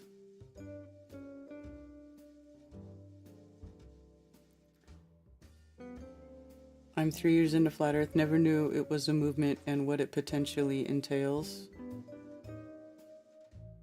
But the moon is lit up on the side facing the sun every time I check. And if the moon was its own light, the source, then how come the craters aren't lit up? Yeah, I agree. I don't think it's its own light. I really like the idea that Cammie told me about so long ago, and I still think, the more I think about it, the more I think that that's what's going on, is the phosphorescence. It's like there's a lot of minerals that glow under UV light, right? Let's see. UV light reactive minerals. This is another reason why I like crystals, right? Because there's all these are rocks under a UV light. They get charged up by the light that is put off by the full spectrum sunlight that's put off by the sun. And then they glow. Like that one that I showed you in this video, where they go, in that video I showed you earlier, right? Where he charges up the crystal and then it glows after. That's UV reactive. So that is like what the moon could be doing. And it would make sense, you know, with the position of the moon and where it is in relationship to the moon, and how, you know, when it's on the opposite side of the sun is when we see 100%, and the moon's elevation would be higher, the elevation's higher, the elliptic, off by that 5%. So you've got the underside of the moon absorbing UV light. It's away from the sun, so it's cold, and it's at the best optimal temperature for putting off the most light, for exhibiting that phosphorescence in its brightest form, right? Because it's colder, not being so close to the sun, and it makes sense. And then, you know, there was a while there too where I was taking pictures. I was like looking at the moon, right? Especially when you see the moon in the daytime and you can see the sun, right? So the moon will be lit up and you'll see the lit part of the moon, and then you'll see the sun, and the sun looks to be like way low on the horizon. And if you draw that line from where the lit part of the moon is, right? It doesn't appear to line up to where the sun is, but that's where the perspective comes in, because the sun is far away and it appears to be low on the horizon, yet you know physically the sun is not actually that close to the horizon. It's still way, way, way up in the sky. So if you think about it and you draw that straight line from the lit part of the moon, even on the times where it doesn't appear to line up, if you zoom out, if you can try to imagine it and zoom out on a large scale and know that the sun is not really lower than you, it's actually just over there, then it does line up. It does make sense that the relationship between the moon and the sun, actually, that is a thing, that the somehow there is an exchange of energy between the sun and the moon that is creating the moon phases, right? And then during the new moon phase, when the moon is closer to the sun, then it starts to lose its UV phosphorescence properties because it's physically closer to the sun and therefore warmer. And when these minerals warm up, they don't glow as bright. The phosphorescence seems to die out. And like, I can't debunk that. I can't think of anything better to explain the moon phases and the relationship between the sun and the moon. Like, that works for me. Now, something else better may come up later that makes more sense than that, that may provide a better explanation. But for now, for me, that's pretty solid. Like, I find that to be a pretty good explanation, especially since we can observe these properties in real time inside this realm. We know that it works this way. So it's, you know, it just makes sense. So thank you, Cami, for telling me about that, because I love that. And it also, you know, other things have happened that I'm just like, oh yeah, you know, these mineral properties that really, everything is here. The way everything works, the way it's all here already, it was all provided for us. The creator was very generous in the building blocks that were provided to us here in this realm. The fantastic, you know, minerals and substances and everything. It's really fascinating, because these are all things that are coming out of nature. Like, we don't make all this stuff up, you know? We don't make it up. We didn't make this place. It was here for us. And then we are given all of these things to use, to build with. That's the co-creator part. At least part of the co-creator part, right? Is to take all these things and use their properties in such a way that it makes stuff that we use. New stuff. Cool stuff. Fun stuff. In my honest opinion, the moon takes its light from the sun and gives it back again, reacting, creating its own cold light, works in nature. Yeah.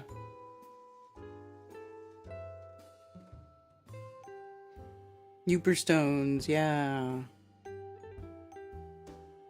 Has anyone tried to magnify moonlight? I'm not sure. Yeah, I would love to hear that. Cammy could do something like what Rob did with the sun to figure out how the sun moved. Just add the moon and see if it is the sun making the moon energized. Shortwave. Abundant further out, our magnetic field shields us. The light is brighter than you get with safe UV pen light. Right? Up there in that higher, you know, level, that higher, I don't know if it's another dielectric plane that's up there where the sun and the moon travel around up there.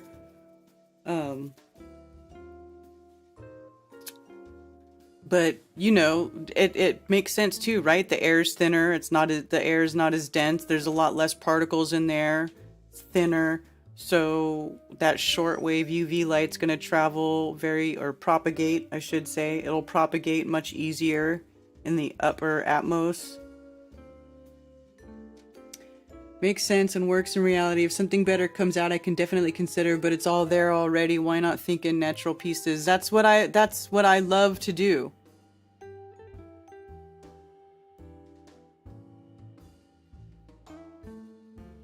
The moon, I believe, is an image, not an actual physical object like a rainbow. Well, it could be. The moon that we look at could be an image of an actual physical object that is being projected in the sky somehow. You know, that's the other thing. Like these weird optical properties that these superfluids and certain minerals can have. I'm sure that there is something that we have not even considered that could be driving, you know, the sky clock up there. I'm sure most likely it's something that we have not even come close to considering how it works. But I know I've seen enough in looking at crystals and minerals and these things to know that it's entirely possible that there's some combination of these natural processes that we just aren't aware of yet that is doing whatever we're seeing in the sky.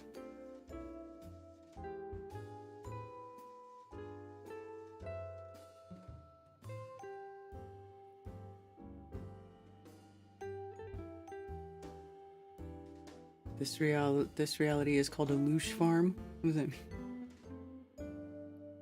We need another crystalline factor, Cammy and Karen. Yeah, well, you know, when Cammy's ready to start spending more time on that stuff, we definitely plan on going back into that.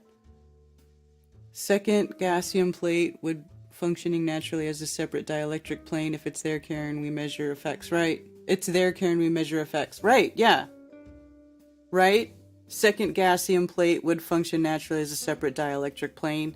And then it would also make sense as to why when we look at the stars, it looks like they're under some sort of fluid. It looks like they're underwater.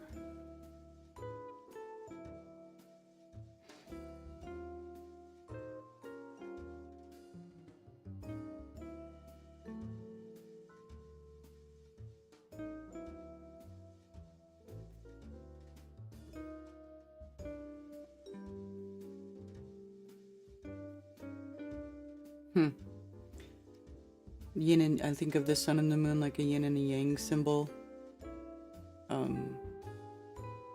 Moon has cold light and its shade is warmer than its light. Yeah. Absolutely. I mean, it even when you think about the motions of the luminaries over the flat earth, it looks like a yin and yang symbol.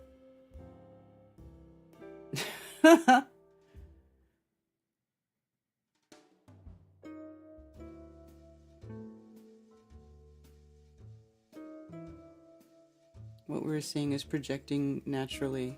Yeah.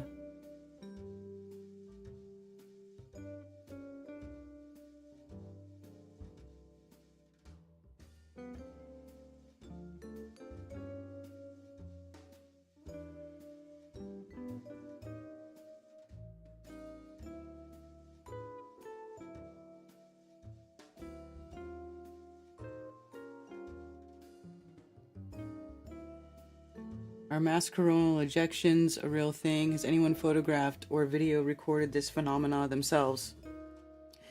Yeah, but you have to have a certain, you have to have a very high-powered telescope and a certain type of lens to see the coronal mass ejections. You have to have the H-alpha lens, right? Let's see.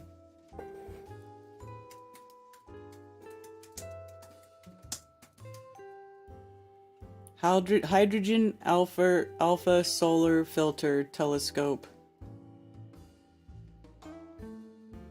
And that is when you get these pictures where you can see this.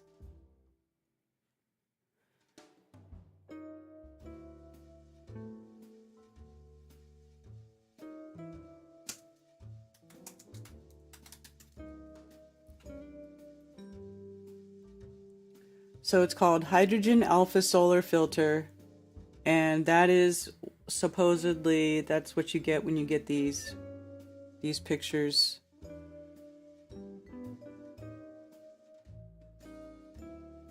Where you can see the little coronas that stick out. You have to have a special filter to see it. Because I looked, you know, I bought a solar filter.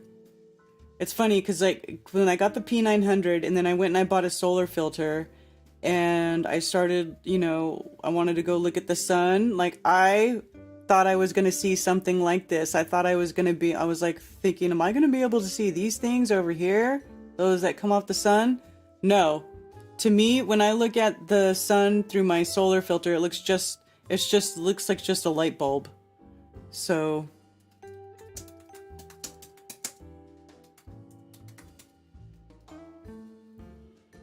solar filter. Suck at typing. So just a straight up solar filter, it looks like this, right? It'll look like this. It looks like a light bulb. And then when you have the alpha, it looks like this. It's got these swirlies. Yeah, it looks kind of crazy.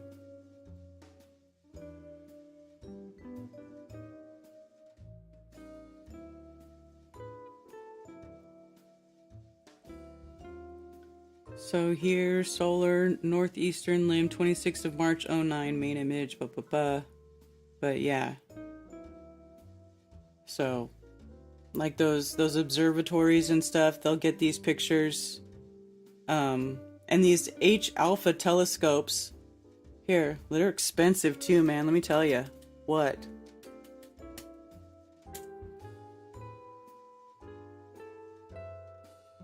Shopping.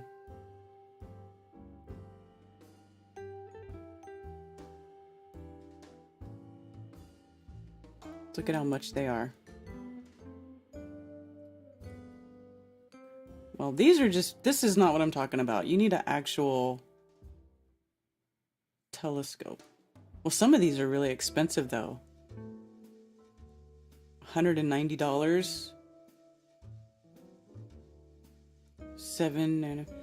Hey, can I get one of these for my P900 now?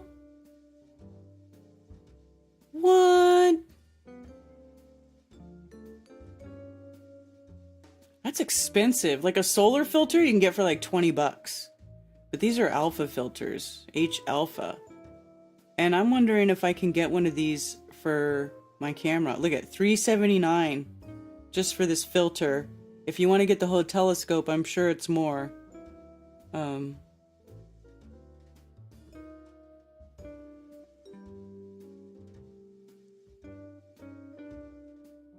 H alpha refractor, $849.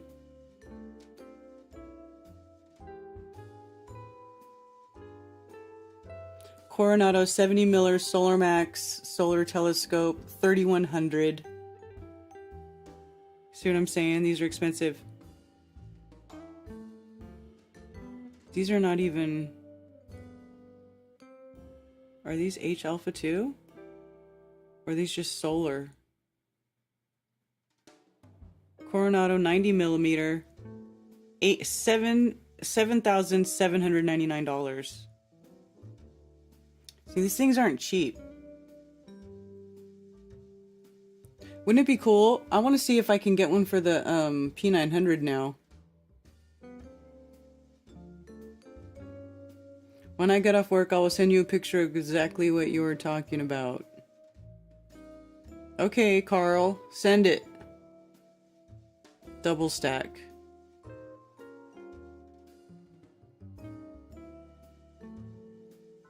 Someone, yeah, well, not here. Well, Chris Van Maitre. Is his channel still up?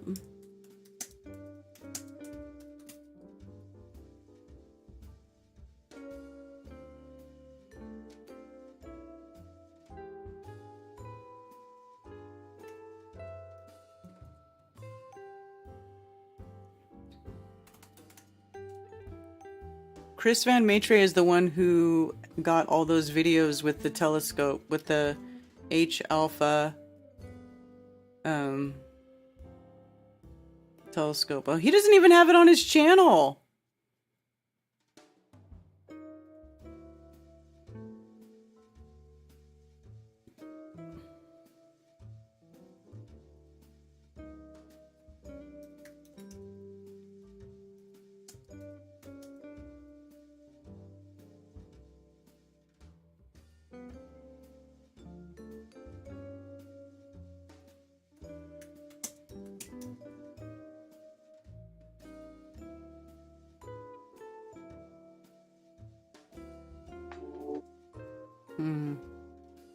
I know I have the copy of that video. He didn't even put it on his own channel. I forget where I have it right now, but...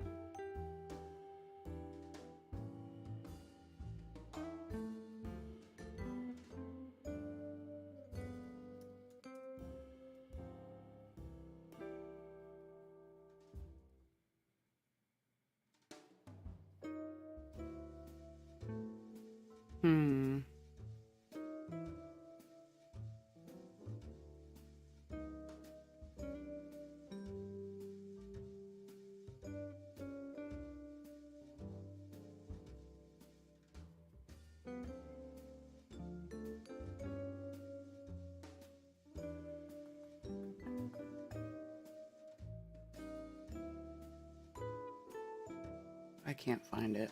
I'm sorry, I suck. But yeah, Chris Van Matre he recorded it. He's the one, and he could do it like on demand. He brought his telescope when they came. It was one of the Flatoberfest, and he's able to do it on demand.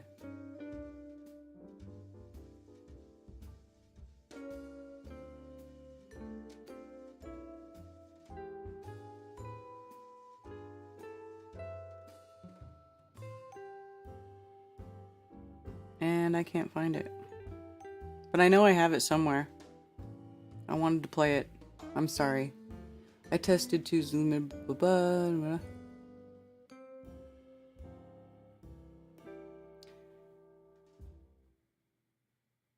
Sun gaze often. Now that I'm working at sunrise still. Only in the summer though. Yeah. Sun gazing is great. It's best for your eyes.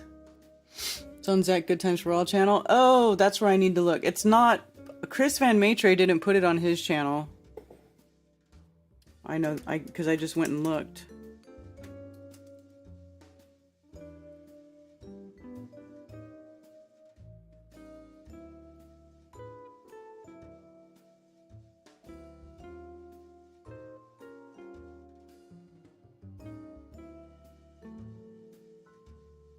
I don't see it on Zach's channel either.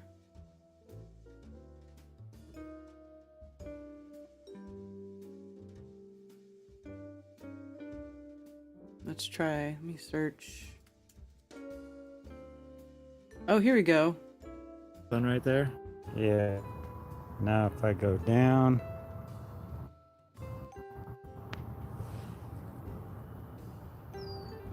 Whoa, that's insane. Now I'll go back up. And there's the real sun. Well, I don't think they can see it very well on my camera, but... There you go. That is amazing.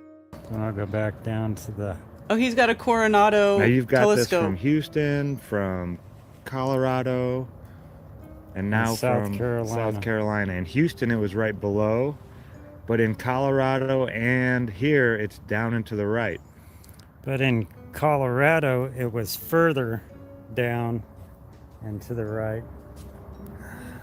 Man, it makes you wonder if you could get a bunch of these all at the same time, we could actually find out where that thing actually is. Yeah, that is insane. Or That's guess. not the real sun, folks. And look how it's oblique, yeah. Oh, yeah, it's an oblate. It's not as perfectly round. That's bizarre, man. This is live, Jack. We're out in the front yard right now. We are going to be playing with the, putting a Polaroid filter on it and seeing if we can get... That's just changing the shape and the... Wow, the filter actually is changing the shape of the sun. And that is the real sun, right? Yeah. Now I'll bring in the second sun. It's live, so it's kind of greeny, but this would be a great thing to record with like a high-end Whoa, camera. The Polaroid filter almost blocks it out. This would be great to get with like you know, Whoa, documentary style, it's not my hand. high-end 4K. That's what I want to do, man. Now watch this. Pull your hand away. I'll go to the real sun. Wow, that's crazy. And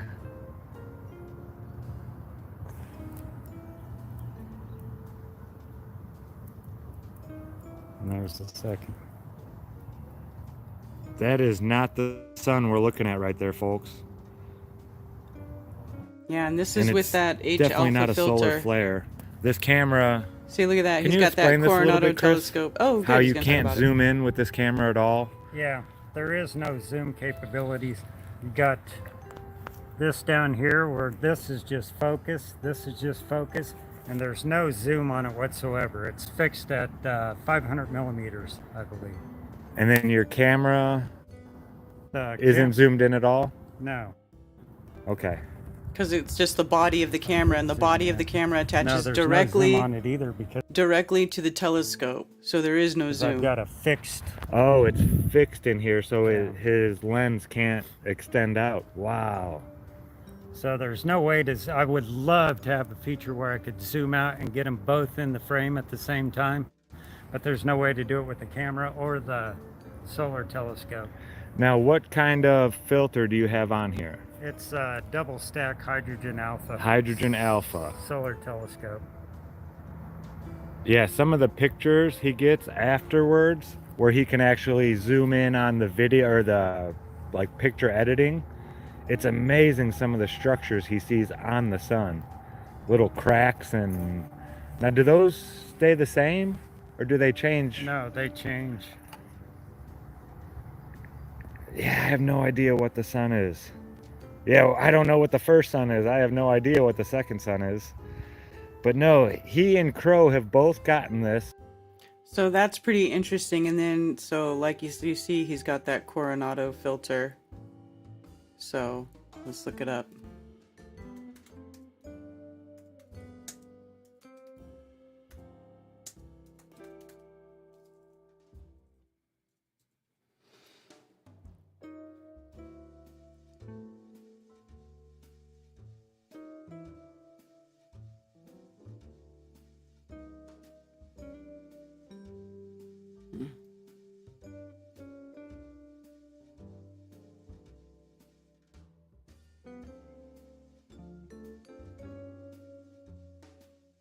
This looks like you can add it on to a telescope.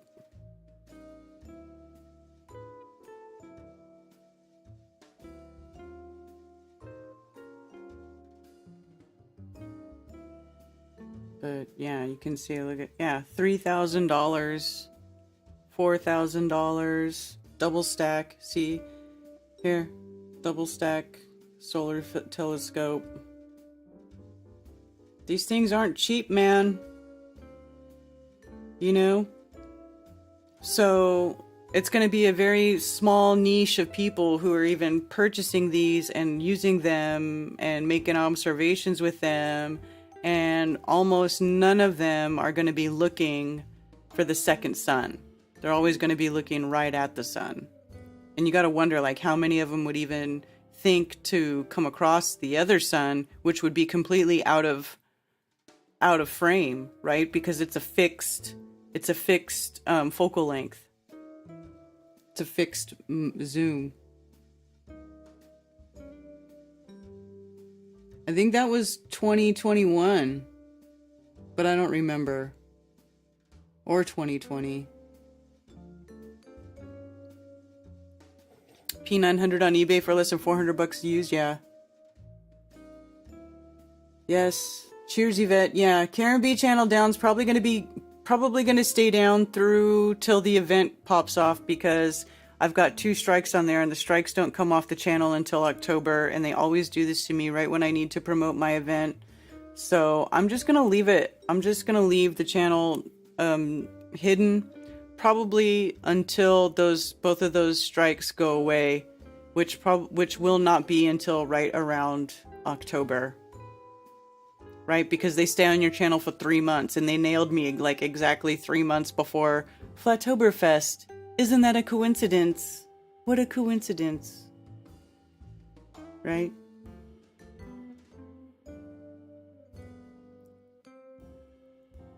So anyway, I wonder if these, if they have these, the size that will fit on the P900, and if I can use it and what it will look like. I'm so curious.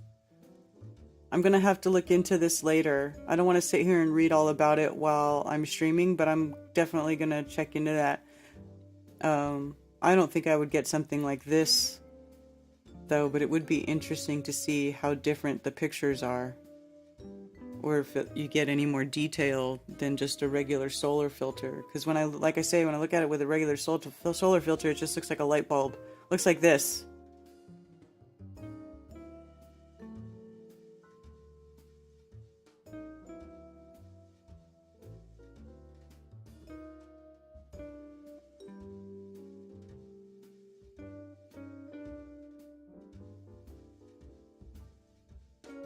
How to make solar filters.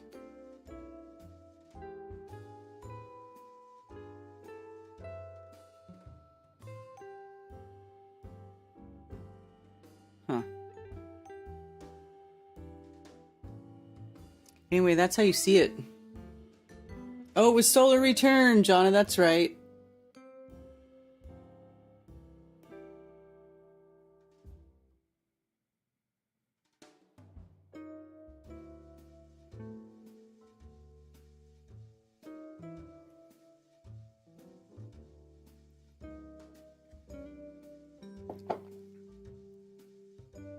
Yeah.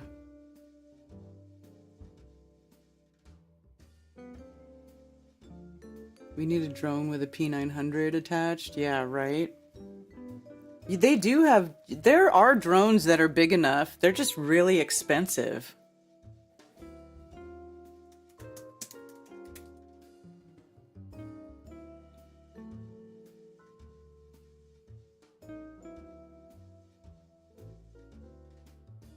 See?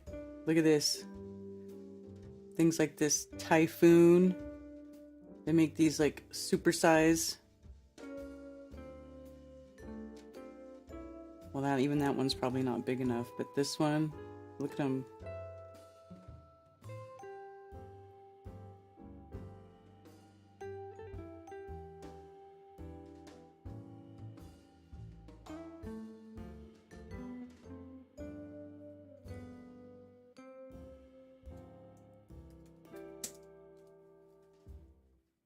DSLR camera drones.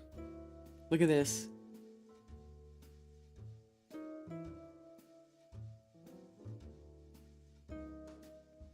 No, don't want to.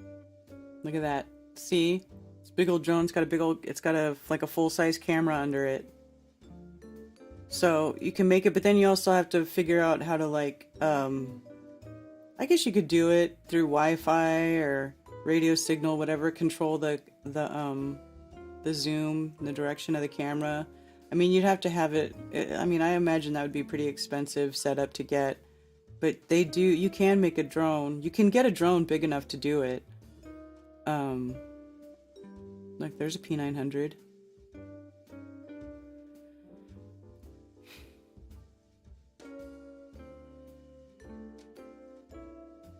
Surveillance drone. Film drone. I wonder if they, maybe if they have them like film.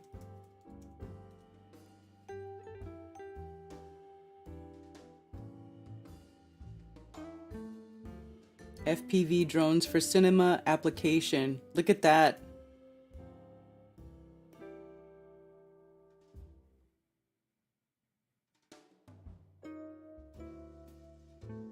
Look at this. FPV drones and cinema applications.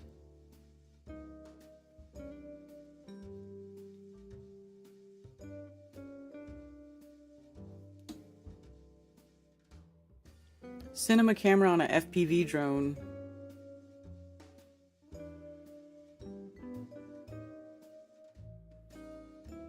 Look at that.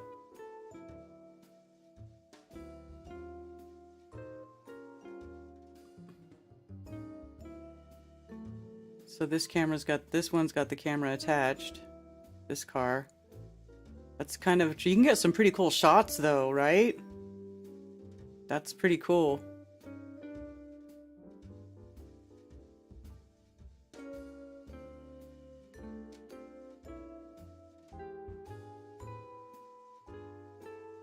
Yeah, I don't know.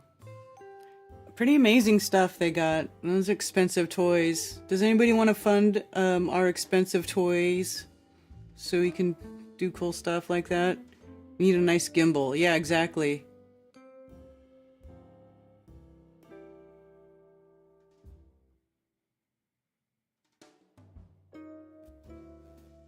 They use a lot of drones on Skinwalker Ranch. Yeah.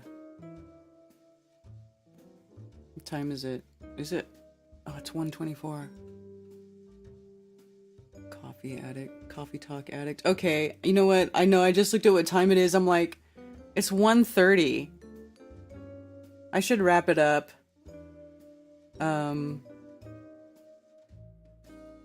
wrap it up and, I don't know, go do some other stuff. Go on about my day. Go play with my animals.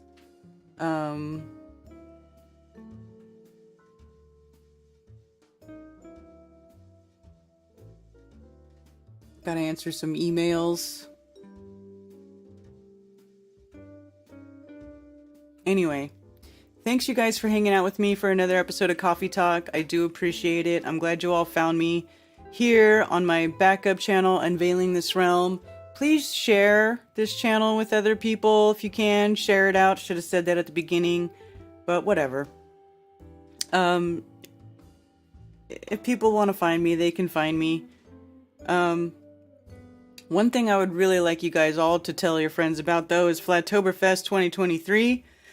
We're having the biggest flat earth event of the year in Las Vegas, Nevada, at Sam's Town Hotel and Gambling Hall.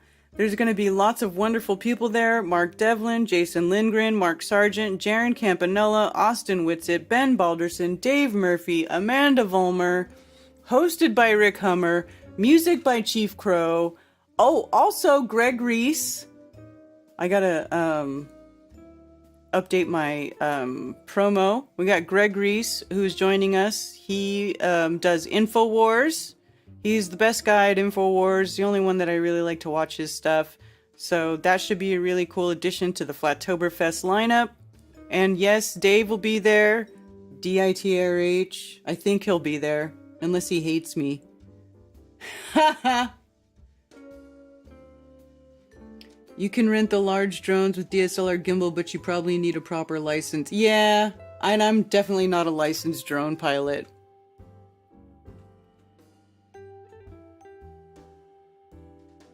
Is Mark DJing for you also?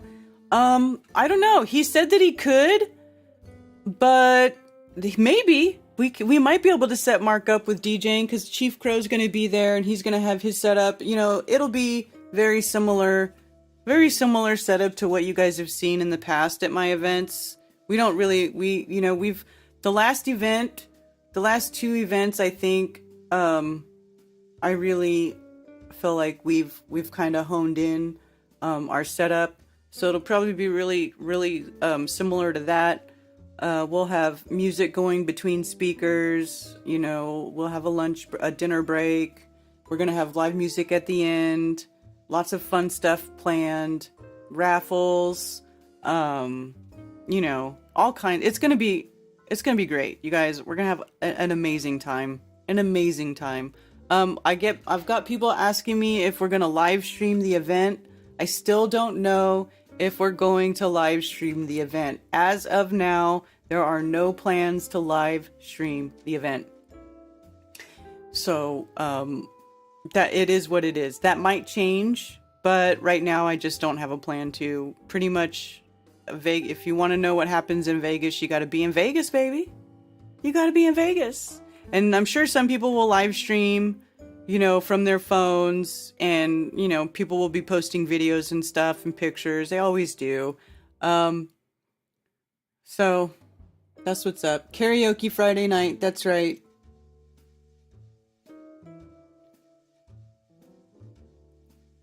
So if you're going to go to the event and you're going to be there early, we're going to do, of course, our early registration on Friday for people. And then, of course, we'll get something lined up for karaoke Friday night. It won't be in the main room, probably be somewhere at the hotel.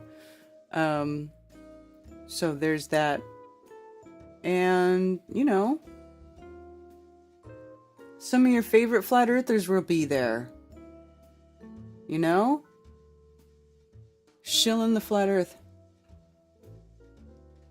I think the telescopes are so expensive because they preload the CGA program in there. Ha! So you're saying the moon is a physical chunk of glow-in-the-dark material that's floating in the sky.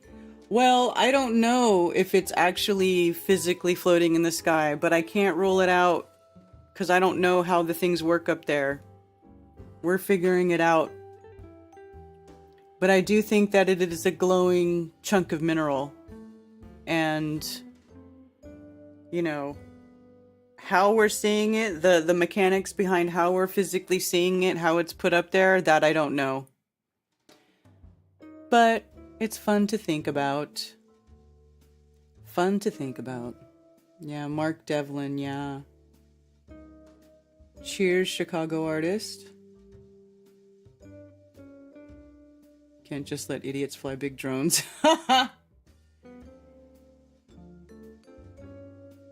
Devlin sound, yeah. Yeah, it's gonna be awesome. So, that's what's up. Thanks for joining me. You know, as far as the whole upwards moving Earth thing, stationary Earth thing, why? Why? Why? I don't get it. Anyway, I'm not, you know, you guys, whatever. Everybody, you believe what you want to believe. You want to believe the Earth is a grove of petrified trees accelerating upwards at a constant rate in infinite space and is also an infinite plane at the same time. Then you know what? Go right ahead. And I'll see you all very soon. Thanks for being here. Cheers.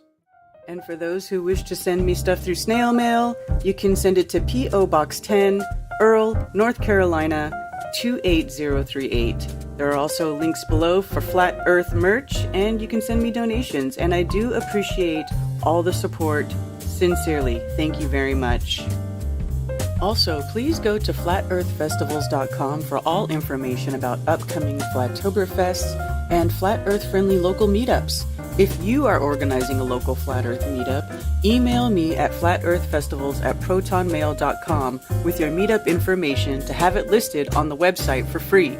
For everything else, you can email me at karenbfe@protonmail.com. Thank you for being here.